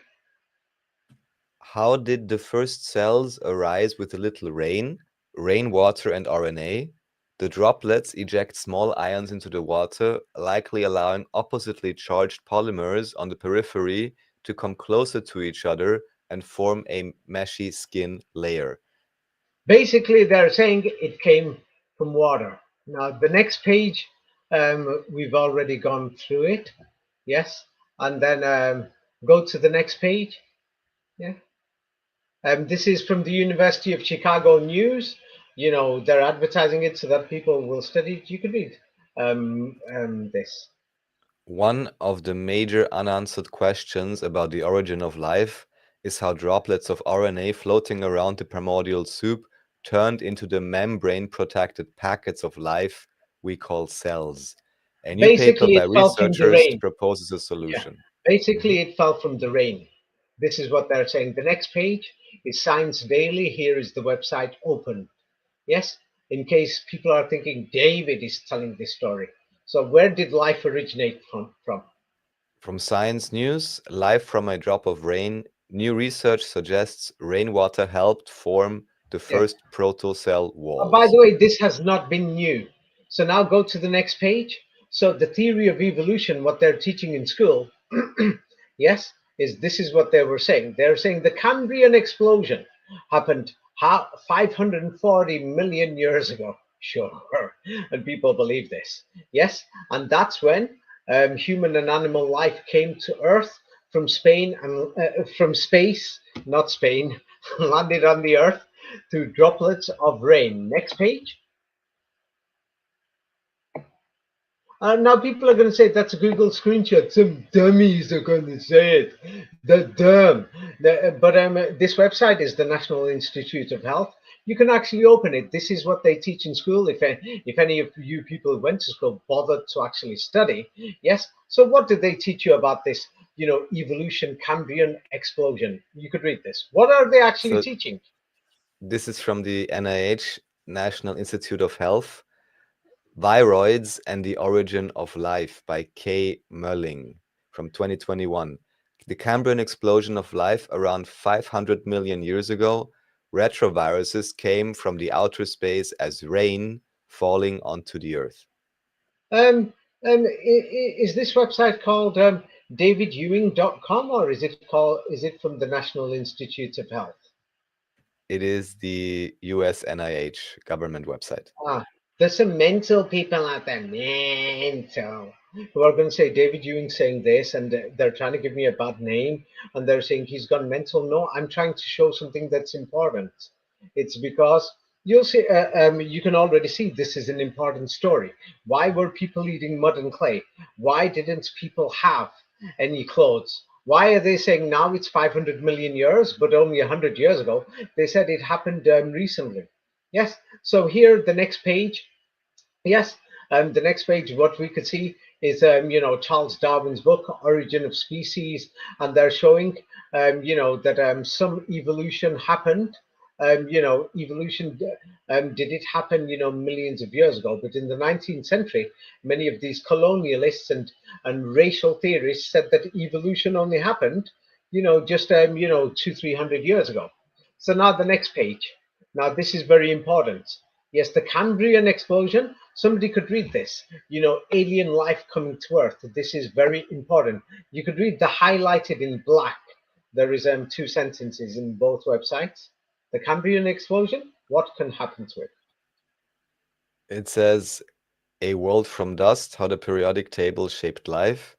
Cambrian explosion as earthquakes, tides, and rains mixed dirt. It can happen again. That's it, basically. Yeah, so it's like it fell as rain, and then it was like dirt and mud, and then these aliens called humans started coming out of the ground. This is what they've been teaching you for many years. Yes, not me. Yes, and they're saying it can happen again. So now the next page. Yes, so they're even showing that that they're teaching kids and everything, that the animals and everybody else they're aliens. So now they've changed it because they knew that people thought it's a lot of garbage. Oh, the Irish came out of the rain and everything just 400 or 500 years ago. So now they're saying just read the highlighted part, just in black subtitles. Yes, that they're saying that this can be an explosion and what's highlighted? Climate change. I've read it. Highlighted means climate and the black Hmm. thing. So now the next page, yes. So what they're saying is this is in many science and many books. So they say the Cambrian explosion, it can happen again, and it's linked to climate change. That they're saying is the climate change being driven by what do you call it? Yes, the alien invaders. Like you could see on the screen, and there's a title with the question mark, second paragraph. You could read it. Are we alien invaders? The most Yes, famous is the Cambrian explosion. Hmm. yes, and and that caused the original climate change. Yes, and so now what people are saying, the next page, is that what they're saying is what do you call it? They call it panspermia. Yes, the view.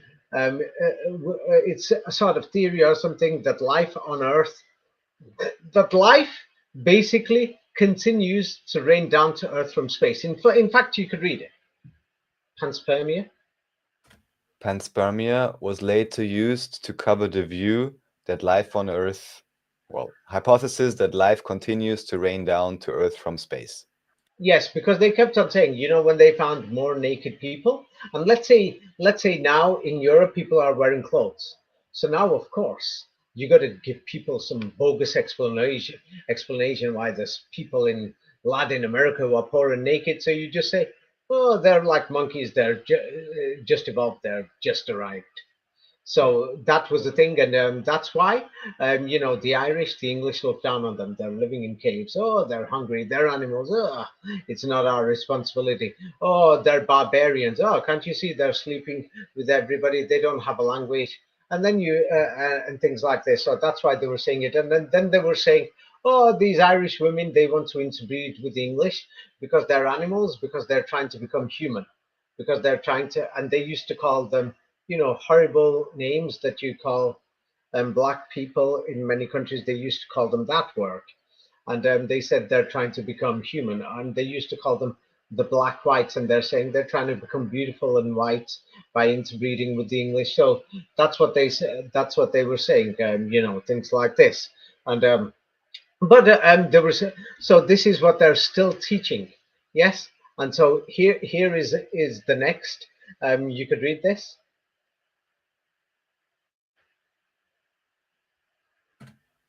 We're still on the same page, I think.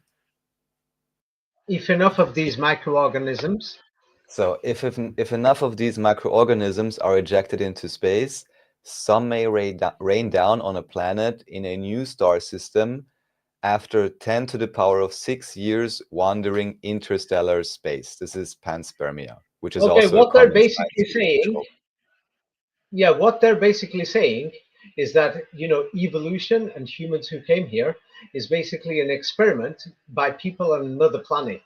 That they put human DNA, RNA, and they let it just float into space, and then a planet that has got rain and greenery and these things, and then when it came across that, it suddenly rained down, and then it fell onto the earth. So this is what they're actually teaching. So they're saying we could do it if we could eject it into space, human DNA and RNA. So they're saying we could do it. So they're saying, so the next page. Yes. So the next page is basically the same things. The microorganisms and everything else. Life came down. This is Cardiff University, came down as microorganisms through the rainwater. Now the next page. Now here is where it's important. Yes. This is by who? Read the website title also. This is from the UK Centre for Ecology and Hydrology. They say that urgent action is required in order to prevent, detect, and control invaders at both local and global levels. Scientists And the warn of title? increasing threats posed by invasive alien species, I presume. Yes. So now this is what they're saying now. This is 2020. So this has got a lot to do with global warming. Yes. Land security and to control the minerals in the earth because what they're saying. So the thing is, that's why I pointed this out about the rain thing. So now the next page. So we saw the English government. Now here is the US government, National Institutes of Health. So you could read what the US government is officially saying.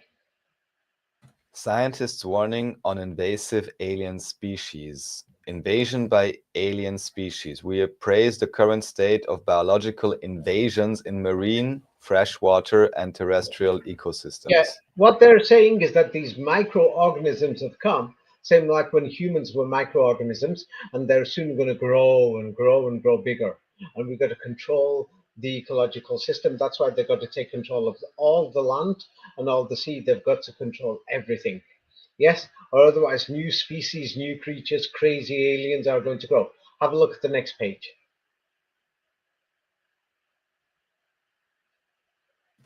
This is Somebody from could read it. CNN.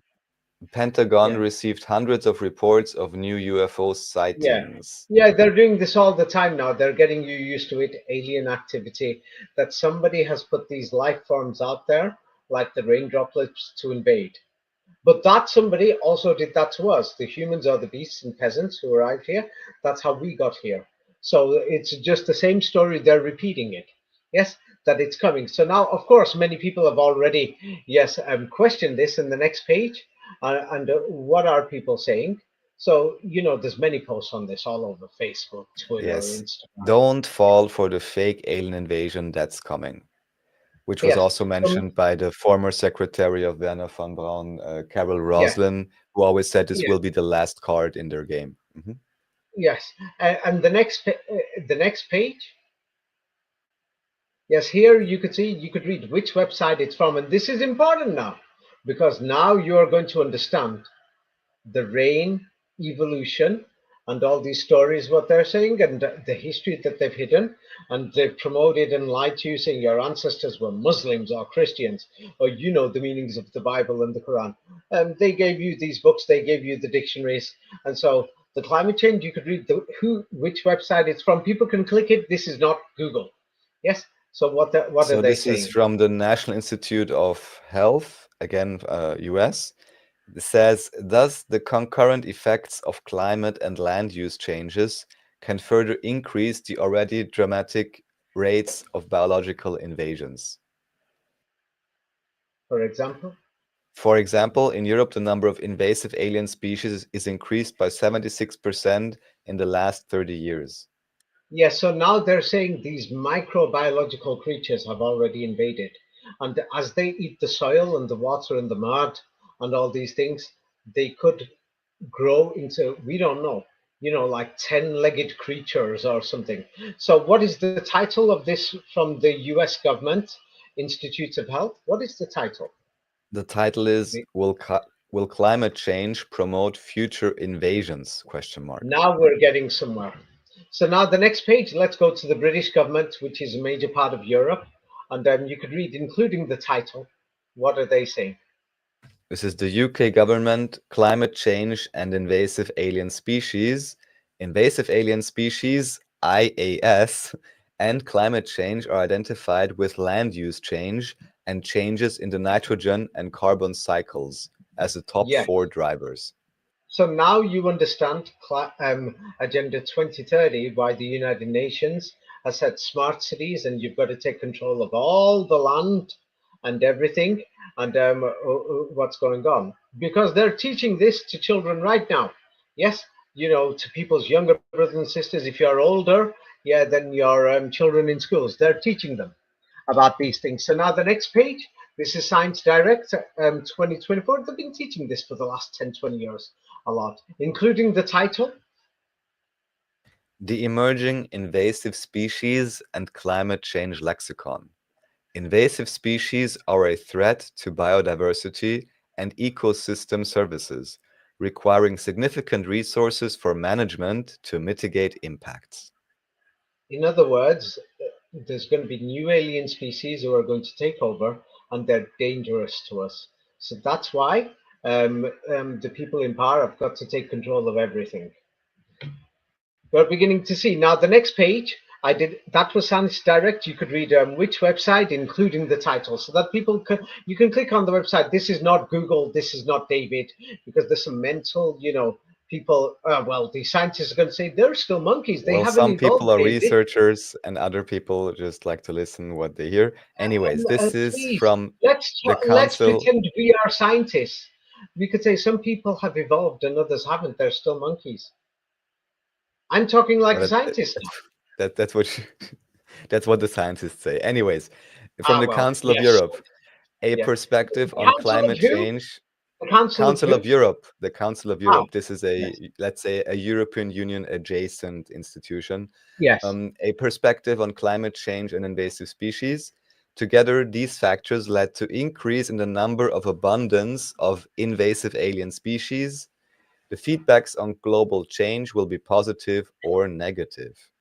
Basically, they've given you all the warnings. They're going to take all the action and everything. So here is, for example, this is like just one government. I'm not sure if this is, Zagreb or Zambia or Zimbabwe. The next page, or it says .za. I forgot which one. It's an example. You can check in all the cities and everywhere. There's an agenda to take control of all the farming land and to injectinate all the animals and everybody else, so that you don't be harmed and so that humans don't mutate and the aliens don't invade your body. And yes, but anyway, you could read this. So they've already made all these plans.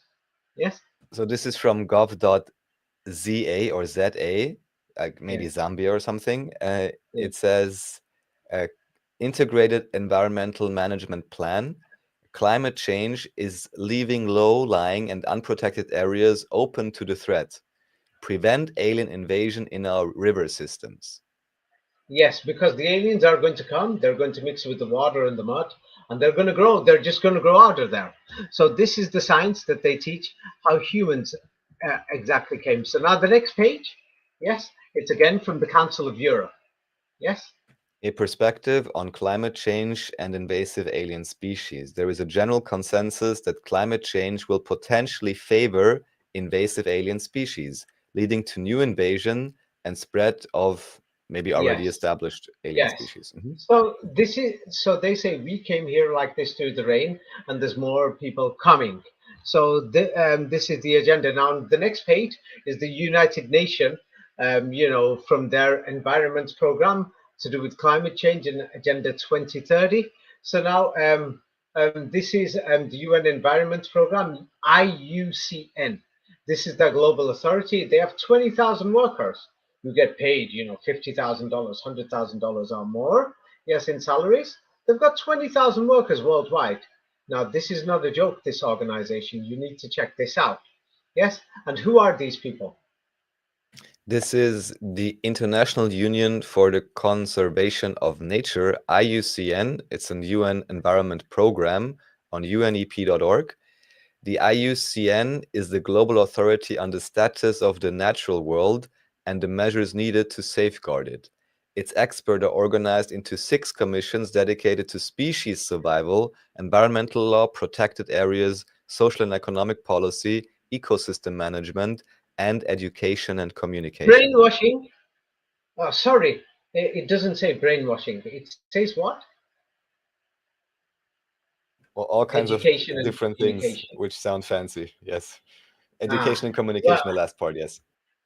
sorry, I'm not wearing my glasses. I thought it said that they want to brainwash people. No, they want to educate you.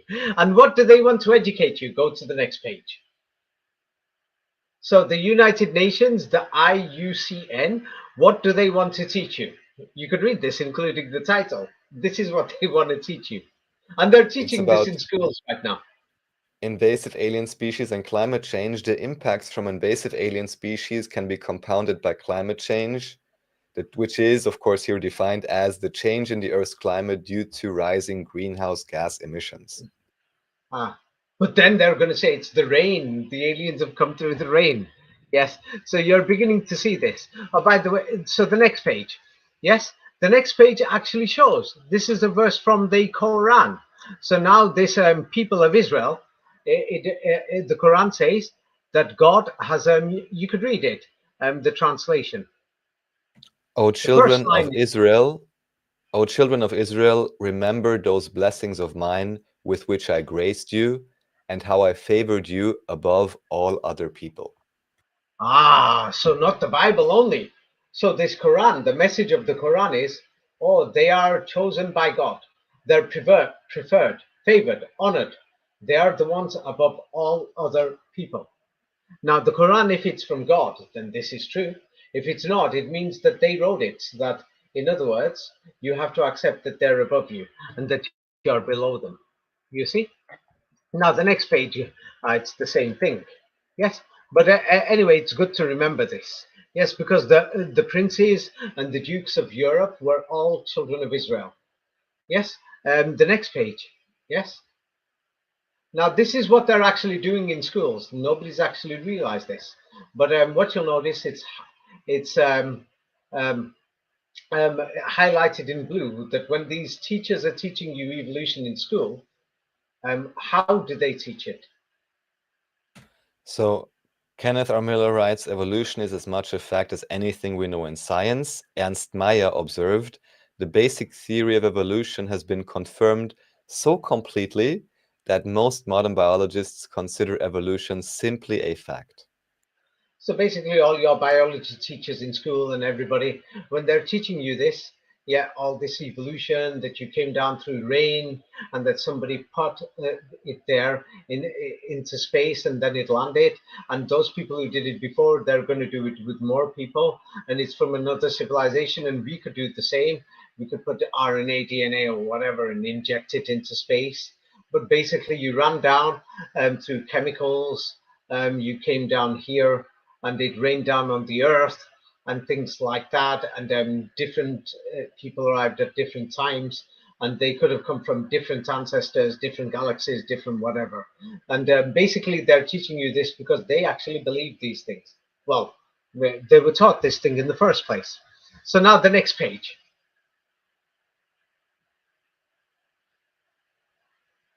So now clay eating, yeah. Oh, is it onto that? Yeah. This is leave it. So now at the moment, yeah, because many people have turned on and said, "What's going on?" Yes. So this peace in Gaza, the peace started on the 19th, and then according to the peace agreement, 33 hostages have to be released. Now, many people they're going to turn out and say, "Oh yeah, 19 to 33, it's a scam. They're doing this and that."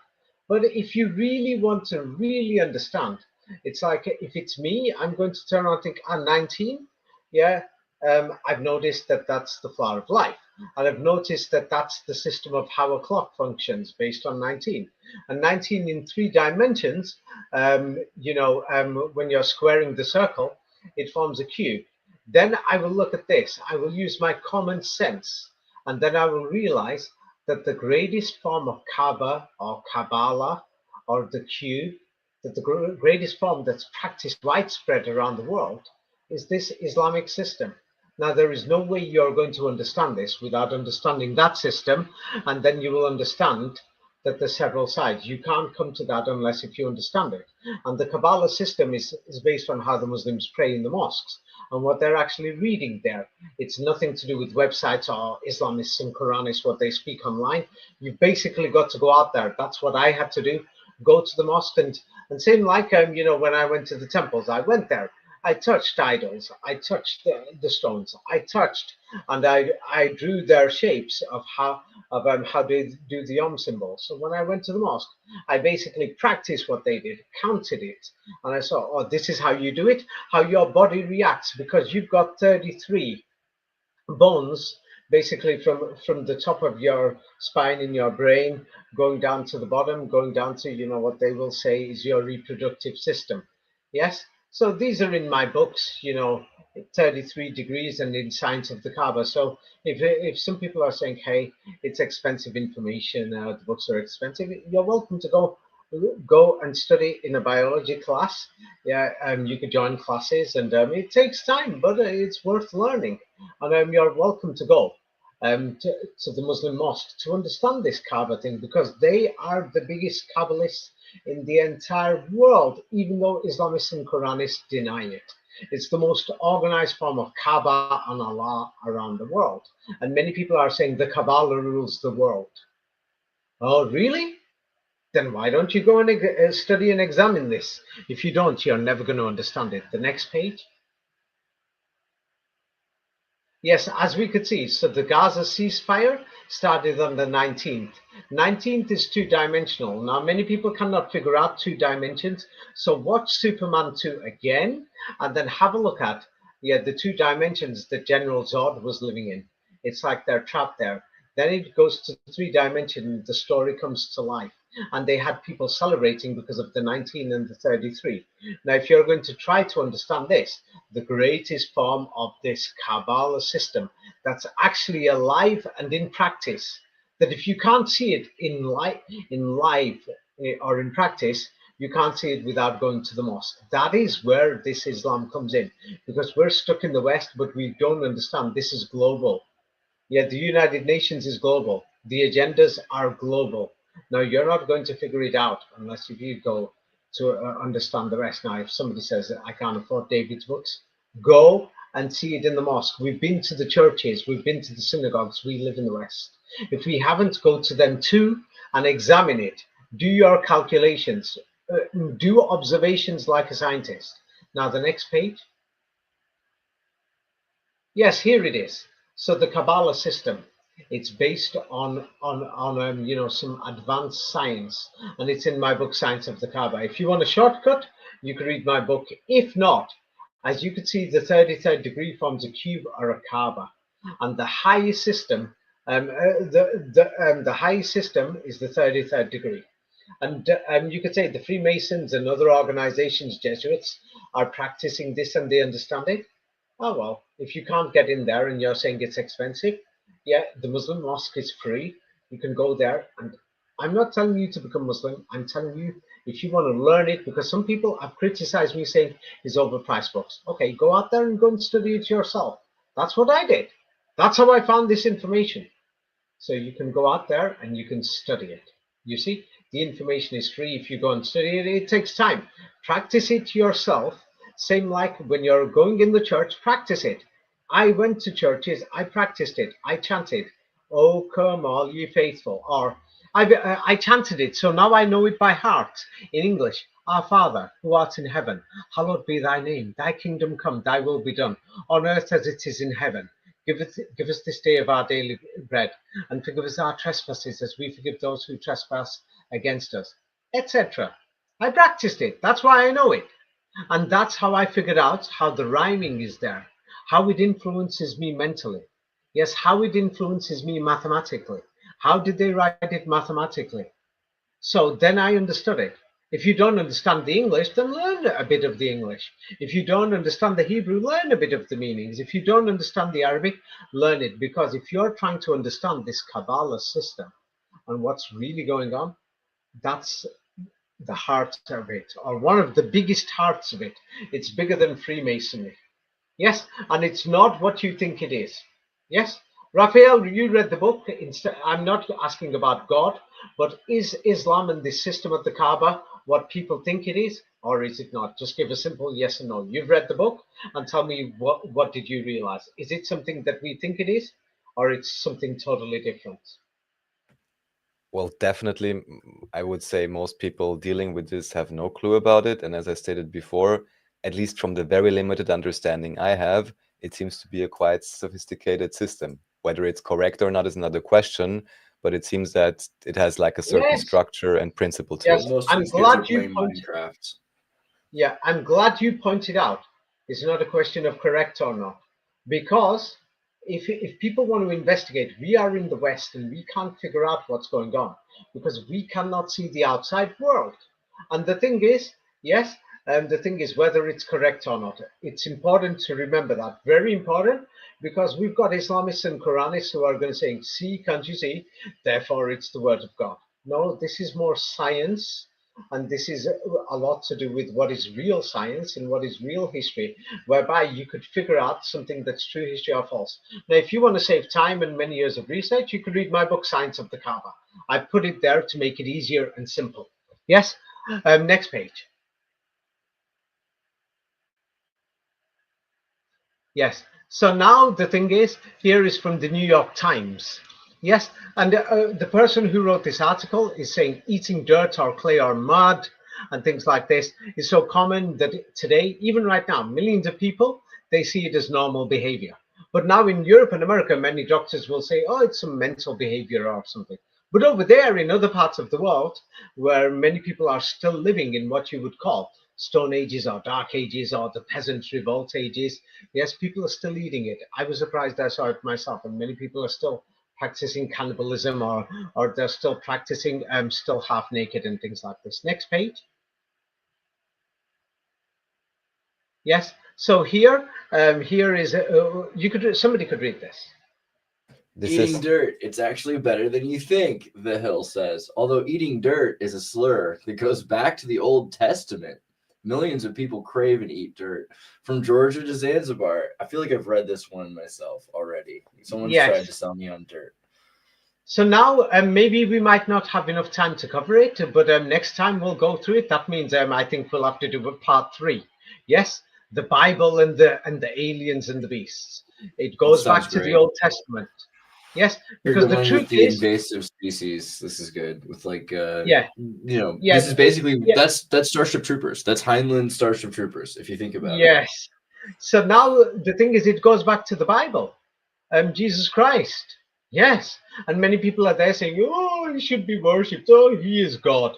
We'll soon find out who this God so is. now In the what I'll still have to ask again, because there are concepts such as spontaneous generation, pleomorphism, and so on, where things yes, happen yeah, that we're not aware of. So the question is still open: to what extent is this only a story, or what parts of this can have some yes. credence So to now, them? what How to part of it is? differentiate? Yeah. So now the thing is, people can judge this themselves. They could read the Bible, they could read the story of evolution, but read both versions, not the evolution story that they're teaching in the last 50 years, trying to push it back and say it happened millions of years ago. But read some of the 19th century statements, even though they were racist, that they said, oh, these Irish people and all these other people, that they've just come out of the ground, or they've just come down from the trees like monkeys, that they're recent arrivals. Yes, and the spontaneous generation, that story is more in the Quran, of how the first human was made, like from water and the sperm drop, and then God fashioned him from clay, the Quran says, or something. And anyway, so the thing is, let's go to the next page, because I don't want to run out of time. Yeah, because there's too much. I want to cover this part, at least this folder. So now here it's a fact, in case people don't know. Somebody could read this. Yes, every day. Every day, millions of people eat earth, clay, nasal mucus, and similar substances. And Yet soil. food Yeah, yes, practices like these are strictly understudied. yes, it's because they're doing this on purpose, so that then you won't realize it was just 100 years ago in Europe and America, millions were eating clay and soil or the mud. Yeah, it's because by the time you're going to study it in Europe in 50 years' time, it will be too late. People will say, no, I don't believe this history. And they'll think, oh, it happened in the Stone Ages thousands of years ago. No, it was just 100 years ago. Yeah, your ancestors weren't Christian. I'm sorry. Yes, and if it's not Europe and it's the Middle East, I'm telling you the same story. Your ancestors weren't Muslims. I'm sorry. Yeah, and you're going to be there preaching the Bible to me or the Quran. Yeah, pull the other one. Both of them have got history, and then people can decide the rest for themselves and things like this. But anyway, the thing is, the next page. Yeah. So the thing is, it's still there. Yeah, they call it. They give it different names to distract you. Geophagia, eating dirt, eating soil, eating mud, eating clay. Call it whatever you want. Humans were naked. The vast majority of them just over 100 years ago, 150 years ago, until somebody came along and said, "Hey, wear these clothes," and then this is what these agendas were about. Now the next page. Yes, and You could read this. Somebody could read this. Who was the first person to eat clay? One of the most universal rituals in human history is the eating of clay, with evidence of people doing it existing in almost every century. Yes, country. So what they're trying to do is push this history back. Country, yes. Sorry. Yeah, let's say there are many poor people in Mexico eating soil or clay or dirt. They're using different names on purpose. Yeah, to confuse you, because you will imagine clay like in school, or soil like you'll imagine the farming soil. But basically, it's the mud, yeah, which makes it easier to digest, mix with water and things like this. So it wasn't thousands of years ago. It's not a ritual. This was actual food. So now the next page. Yes, here now somebody could read this. This is a Russian couple selling human flesh at the market during Holodomor, the famine of 1921 to 22 in Ukraine. Okay, now at that time, don't forget the Russian Empire started from Berlin all the way down to Bulgaria. Russian troops, Russian soldiers, the Balkans, all of Eastern Europe. And parts of the Balkans were ruled by the Ottoman Germans. Yes, and so the thing is, one, they've got these clothes and rags there. Yes, because they were more near to the city areas, near to the city areas. Now, many humans used to eat humans, or they used to eat the clay and the mud. Now, they've got clothes because some of these clothes you could see were only manufactured that the ones that they were wearing are probably 10 or 20 years old, made in machinery. They did not make that. These people did not know how to do it. Yeah, these people didn't have shoes. People were cannibals. People were sleeping with anyone, and people didn't know what was going on.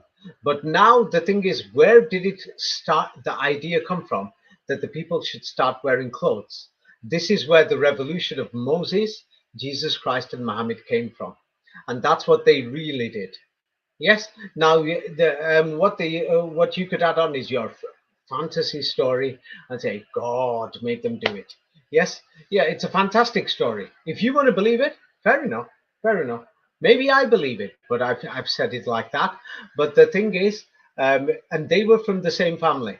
Yes, I didn't say that they live in the same century. Yes, some of them, yeah, Moses might have lived longer around the time of Christ. A lot of evidence seems to link that, but who cares? The importance is what 95% of humans, which is the vast majority of people who are living there, who are listening, yeah, your ancestors weren't Christians. Yeah. So stop this, pathetic thing, unless if you could prove it to me. The next page, the people were naked, they were cannibals, they were eating mud. You've gone too fast. You've gone too fast. There's a page you missed out. Yeah, I think. Yeah, there you go. So the people, yeah, you haven't missed a page. So you could make this photo bigger. The people were basically, they were living on the floor, even when they were given clothes. They didn't really know, how to live. There weren't houses. Yes, so that's why Jesus Christ was teaching geometry, so that people will know how to construct the shape of a brick, a square, or a cube, and things like this. Yes, so Jesus Christ was not the type of fantasy story that they're coming out with. So the people, they ate each other, they slept with each other, they ate the mud until things started to change after the collapse of the Vatican, because the Vatican was the Pharisees. Yes, they said Christ is dead. You don't need to preach to save the rest of these pests or pestazants or beasts or anybody else. It's because God only chose the children of Israel according to the Quran and the Bible. Them and their families, that became millions, and then they interbred with humans slowly. As Moses was one of the first revolters. Then Jesus Christ was a revolter. That's why they thought we have to kill him. Yeah, he's teaching these animals that they can walk. They've got shoes. They know how to talk now. These people didn't even have a language. This is your ancestors in Europe. Yeah, and then Muhammad was the next one. Yes, that Muhammad took the system of Christ Global, teach them how to wash their heads, hands, and feet, the prayer system, and everything else. Teach them this mathematics and science and the graduation, everything that when you look at this, you soon start to figure out the reality. Now, where God comes into it, that's your decision. Now, the next page. Yeah, there's many pictures. I don't want to be offensive, so that people will find them, But the children, the people, they had no clothes. Nobody gave them food. They were naturally just eating the mud and the soil with the water and things like this. In Ireland, you could say Germanica, in southern France, the undeveloped places. So there was a big movement. They kidnapped these children. They gave them clothes, brought them to orphanages, and the thing is, but where did the system start from to actually give them clothes? It started from this Sultan Muhammad. You might not like it. That's why they wore the headscarf and the hijab. And it started from there, the widespread production and the industry. It started in Northern Europe because Muhammad came from there. You might not like it, or he wasn't no Arab. Yeah, he was, one of these children of Israel in Germanica, Germanic families, the royal families. He was one of them. Yeah, there's many pictures. I didn't put them because people are going to say, why are you putting these naked things and whatever? And they'll censor the video. There's thousands of pictures you could check. You want to say that you're Irish or Scottish or Welsh or French or Spanish or Italian. Go and look at your real history. You think these people were going to church? You think they had a language, these kids? You think so? Come on, Raphael, Andreas, please give me your ideas. You think they had a language? Do you think they had houses? You think they Steiner had a talks great about a history? pre-linguistic period. A lot of people suggest that we had maybe a more psychic, intuitive ability to express ourselves and understand ourselves and nature far If more. people are going to say this, you know what I like about these people? They proved that they're peasants. Because do you know why? Why don't they just go to Pakistan or Afghanistan, where people are still living like this, and see if they're really psychic? Because many of these people, when the Americans went to Afghanistan, what they did was They one might of be. the biggest experiments many researchers did was they quickly gave some of these people languages who were coming out of the caves and things like this. I'm being serious to you. And you know what? They found there was no psychic abilities, no nothing, and that many of them were sleeping with their parents, brothers, That's sisters, and exactly the idea, is that linguistic brain wet wearing so changes if your they were psychic actual and they're still epigenetics. doing so, if And you're so they're right. easier controlled by the people that Yeah, knew the because linguistic people want to give patterns. this amazing history. That's what they want to do. These stories that you've heard. Okay, yes, you've got your mothers, daughters, and you've got your brothers and sisters. Yeah, and they were doing this in the villages naked. You can do it. You can do it. You can Right. So you're eat. talking about a cataclysmic culture that comes in, They were rewires they everything, were gives you a new psychic, way of and communicating, and there's tells you to videos have right shame now. for your body. Yeah, there's websites out there right now. You can see it in Central America, Latin America, in Africa, in Asia, where people are actually eating humans and they're eating raw blood. Yes, and just anything. They're just eating anything. You can, and so the thing is, oh, they're Well, psychic. so You did the could say, Christians, apparently, from some of our history talks. We've looked at Christians doing the same thing, right? Archonic many of the Eucharist Christians, blood. when we talked about the history, yes, so I'm making it clear now. Like, I'm going to make it simple. I'm going to ask somebody now, what language, I'm going to make this simple. Just give me simple answers, basic level, one word answers. Anybody could answer this. What language do they speak in China?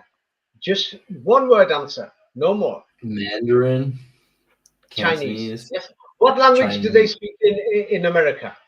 American, What language do they speak in England? Pakistani.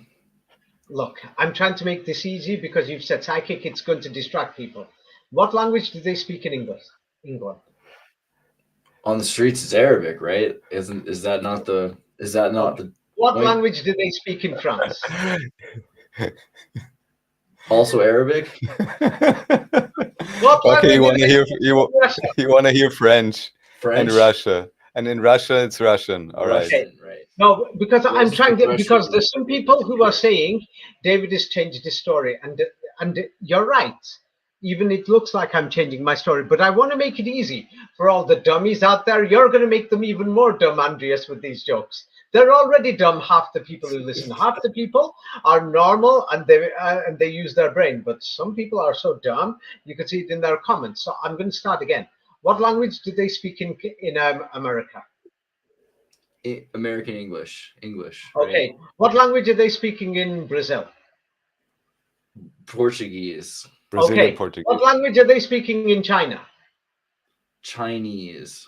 Okay. Now this is called level 1 when you go to school. Now you finished school at the age of 15, 16. So you're saying Yes? every nation should have its Oh, own well, language? no. I'm trying to teach you something very simple now, and then you will say, Okay. I've understood now. So now level 2. Level 2 now is I want you to give me 2 words as an answer, not one. Level 1 is you've educated to the age of 15. Now you're studying from the age of 16 to 18 that you could say college or high school. Yes? Give me 2-word answers. What language do they speak in Canada? Give me 2 words, 2 languages. English and French. Good. So, but now in level 1, somebody said they speak English. So that means you changed your story. No, you haven't. You've gone a bit more advanced. So now let's get to level 3. Now you're at university doing a bachelor's degree. Give me 3 words. What language do they speak in Canada? Canadian English and Canadian French. Canadian. It's a 4 Or word. you could, Sorry. or you could Are say we allowed to- Canadian. You could say English, Iranian Spanish, version? and French. English, Spanish, and French. So English, as you can Spanish, see, you changed your story 3 times. No, what you're doing is going deeper. So now when people are going to turn around and say they were psychic, yeah, if you want, what you could do is this, go back to how they lived in the 19th century. And there's many records of this in Ireland, even in France, even in England, in poor villages. People slept with each other, with family members. You could practice it and see how it feels in a psychic way. Because it was the elite who gave you the Bible and the Quran, who set these limits that you can't sleep with family members, you can't eat their legs, you can't eat raw blood. They gave you these laws. So if you want to study the psychic thing, go and study it. Don't just listen to a theory. Yes, you're welcome to go to places in Africa and Latin America, yes, and things like that, and you can discuss things with your family members and see if they're interested in sleeping with you. Yeah, next page, please. Yes, so here we have where they're bringing people in. Yes, giving them clothes. The people were naked, no shoes. They gave them a haircut that even the hair was so big that they couldn't afford shoes. So what they did was they were just bringing them in, shipping off the children, kidnapping them so that they could work and manufacture more white cloth. Yes, so that then more clothes could be given to more people in other sides of the world. And now the 2 men who are working there, they were probably from the last generation of children who were kidnapped and educated and taught a language. This is real European history. Yes, and the children you're looking at, they probably got sent to America. And then if they arrived in, let's say, Pittsburgh, they got sent to a Catholic school and they said, oh, don't you know you're from Ireland? But they really weren't. Yes, so this is the reality. Your ancestors weren't Christian or Muslim or Jews or anything. These new religions only show 200-300-year history. You can find thousands of these photos. They took photographs because they kept this history. And one day they are going to bring it. They're lying right now because you'll be shocked. You don't want to accept it. I did the last video. Many people were saying David's crazy. Yes, now that you could see that I'm showing what the historians have said and what they present as historical evidence, and then I'm presenting you the evidence, questioning it, and showing you another side of the story. Next picture. So here we have, this is Europe. They didn't have houses. Many of these cities weren't there. Look at Paris 100 years ago. Shanty towns. It was like Africa. Many cities in Europe, I'm being serious, Stu. I don't have these shantytown pictures ready, but people can find them. So they gave them a few clothes, gave them things, but even there, these people were actually cannibals, and there's human meat there with them on the floor. People can look for these things, and many of these people, they didn't know. These people aren't families. Many people, they don't know who they were. So they got brought into these reservations in Central Europe and other places. And the children were starting, they were teaching them stories, nationalistic stories of how to learn a language. And they used poetry. Notice that the Bible was originally in poetry, and so was the Quran. Yes, and that's why in schools many people will remember, so that to learn languages in the 60s and 70s, you had to memorize poetry. It's another story. We'll go through that next time. Next picture. Yes. So, yeah, here is the same story. The ceasefire. Yeah, what date did the ceasefire start? January 19. And the next page. Yeah. So, what was the ceasefire agreement? The first phase of the ceasefire calls for Hamas to release 33 hostages over a 6-week period. Yes. So the war lasted for 66 weeks. Yes. And then another 6 weeks, which is 666, to release 33 hostages, the 33 degrees. Yeah. And this is the secret of the Cabala. Now, if you really want to understand the Cabala, yes, you know, the biggest form of, because the Cabala is not practiced in public anywhere. Yes, now there is few groups that are practicing it in small versions, but the biggest form of Kabbalah being practiced around the world is the Muslims, the Kaaba of Allah. Now, if you want to understand all aspects of the Kabbalah, I suggest you investigate what these Muslims are doing. Yes, to do with the Kaaba of Allah, or you could read my book, Science of the Kaaba, which is a shortcut. Next page, or I hope we're near the end. Yes, yeah, basically we could see children eating mud. Yes, there you could go out there and study it, and there's many videos online that you could see. You'll find next page. You'll find many videos online in YouTube. Here it is in Europe and America. As they gave them clothes, people, yeah, were still taking the mud, and some people were doing farming, and they took buckets of mud home. Just at it, home meant just a hole in the ground throughout Europe and things like this. If you were in Italy, you'd see these holes. And so this is the reality. And many people lived in caves slowly.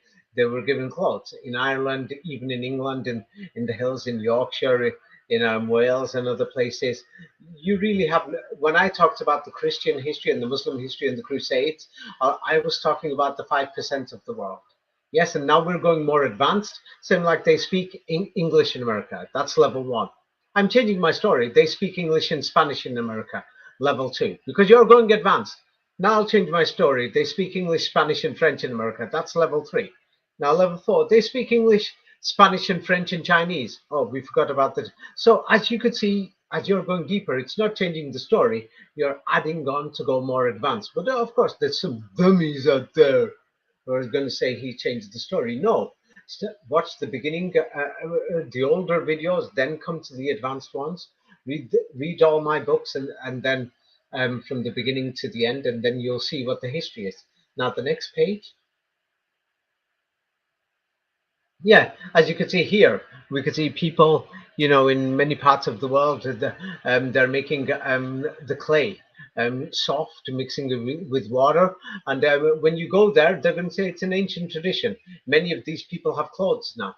Yeah, they're wearing the same set of clothes 5, 10 years. Yeah, as clothes are cheaper now because China made them. Before China and India and these Indian, Pakistan, Bangladesh migrants started coming to Canada and Australia, they brought them because from their countries were growing the cotton and things like this. And then China and India are actually manufacturing the clothes. Or just 30 years ago, these people in Latin America were naked. They're still eating the clay, many people, because there's nothing else to eat. That's what they're eating. Next page.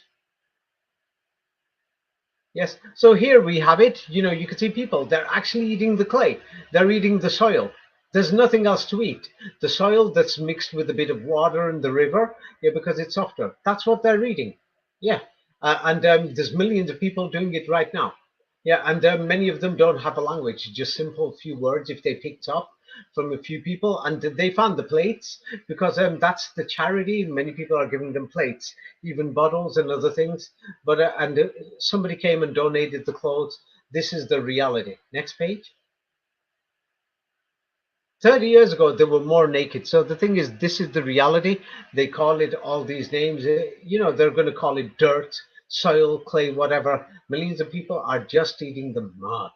This is the truth, and this is the real history of the majority of the people in Europe and America. Next page. Yeah.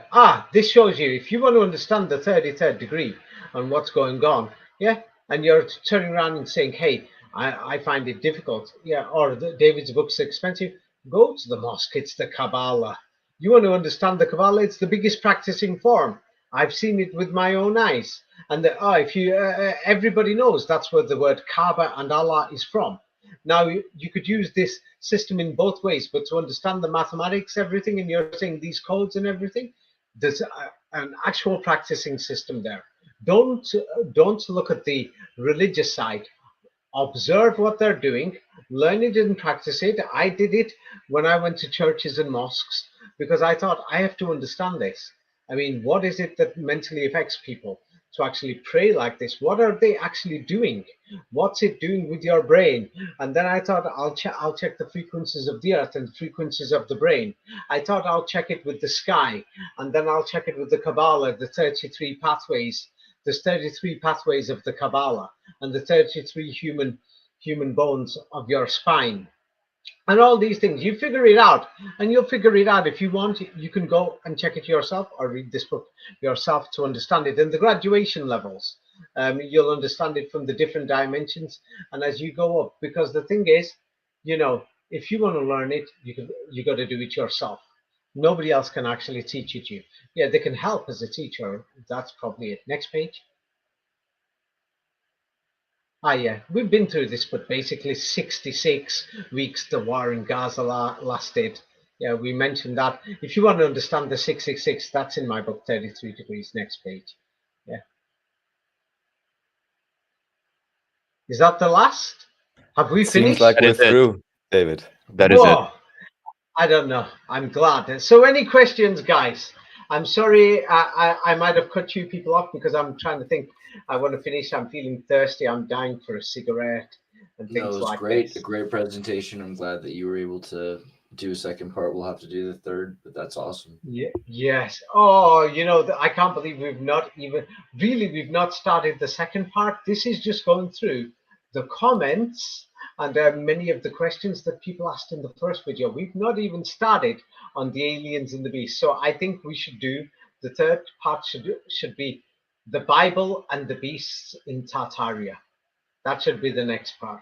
Yeah. And this alien invasion. Sounds good. Because we've not even Take the word started from it, there. unfortunately. I'm very sorry, guys. It's because people were leaving these stupid comments instead of getting up their lazy bum and researching and just opening a website. And I mean, do you have to say it's Google?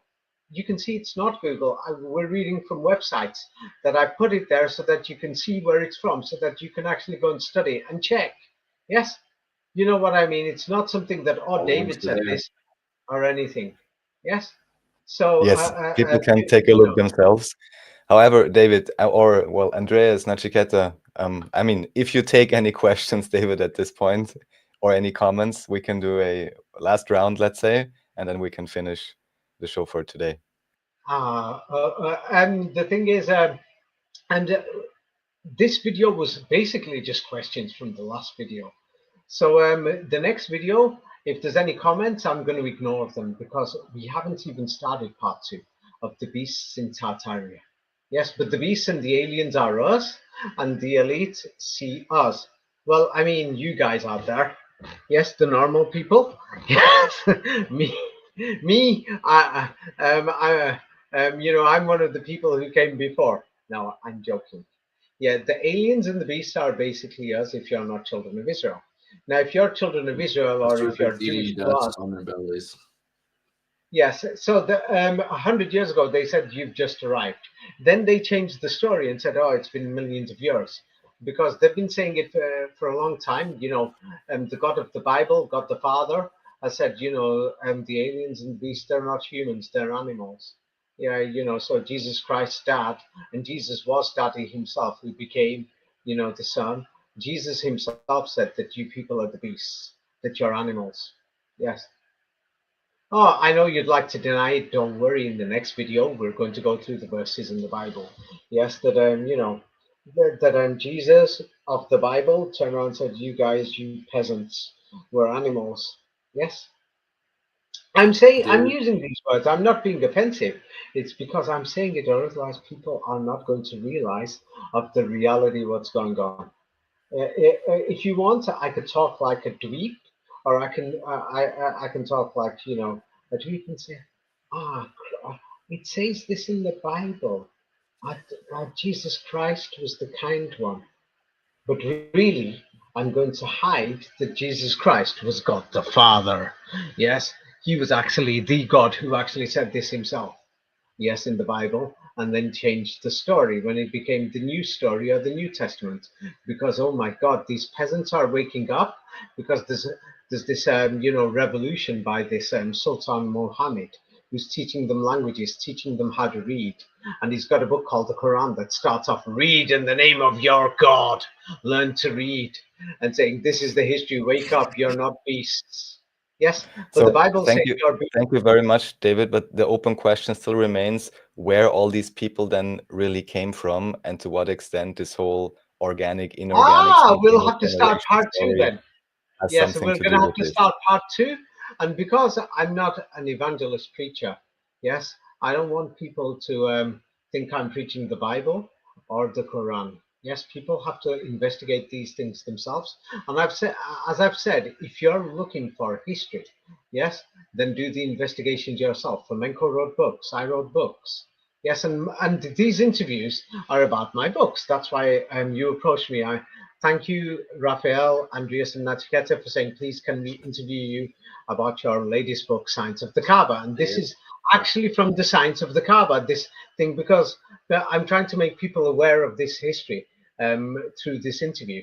And so if you want to understand the advancedness, which goes to the top to understand the mathematics, when the peasants or the animals evolve and they can read and understand mathematics, yes, that's when they will understand the Kaaba or the cube or the Kaaba of Allah or the Cabala. Yes, and that's what the elite didn't want you to know, and that's why Muhammad was dangerous. Yes, this Prophet Muhammad or Sultan Muhammad was dangerous because he wanted to share the Kabbalah or the Kaaba of Allah with everybody else. That is the war. And that's why they want to keep the Kaaba of Allah or the Kabbalah to themselves. That they only want that the elite or the people who they've chosen to graduate. And that's why the graduation codes are the same as the system what's going on in the Kaaba. The more you look at this, the more you will understand this, that they didn't want you to know.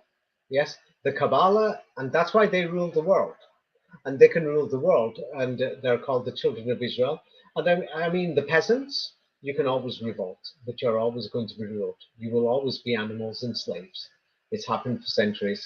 It's going to happen again and again because you didn't learn the Kabbalah. You can learn it, and you can see you can see it that the Kabbalah is practiced, you know, by Jewish people. It's difficult to access unless if you convert to Judaism. Yeah, it's practiced in certain levels of masonry. That's difficult to access. It'll cost you mega thousands. Yeah, some people are complaining my book Science of the Kaaba is expensive. Okay, go to the mosque. The biggest form of Kabbalah that's being practiced is the Kaaba of Allah, and you can see it. But no, you just want to be racist, prejudiced, and say my race is superior.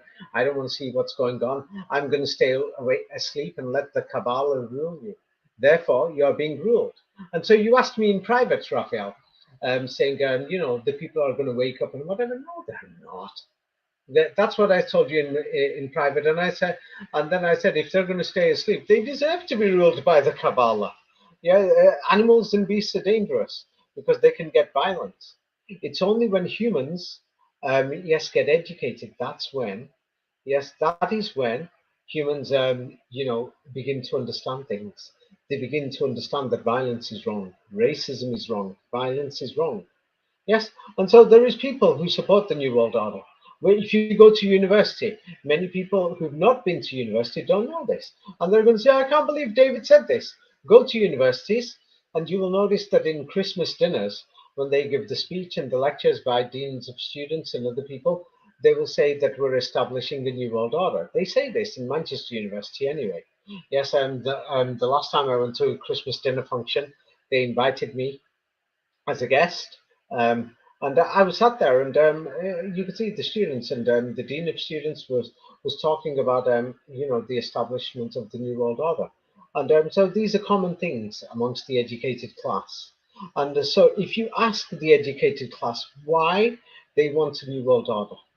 It's because I'm not talking about saying that you're going to blame it on the new world order. You can see teenagers out there, yeah, that they're throwing bricks over somebody else's head.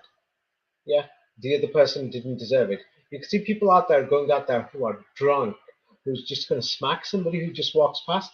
You could see somebody out there who's just attacking somebody for their skin color, and they've given him a black eye or something. You could see people, it doesn't matter what color. You could see groups of Latinos or blacks attacking a white person, or groups of whites and Latinos attacking black people. It's happening from all sides. So they're saying that we should use artificial intelligence to make a better world. Now, if you're against this, then why don't you learn what this Cabala system is? Yes, before just coming out with your superstitious comments.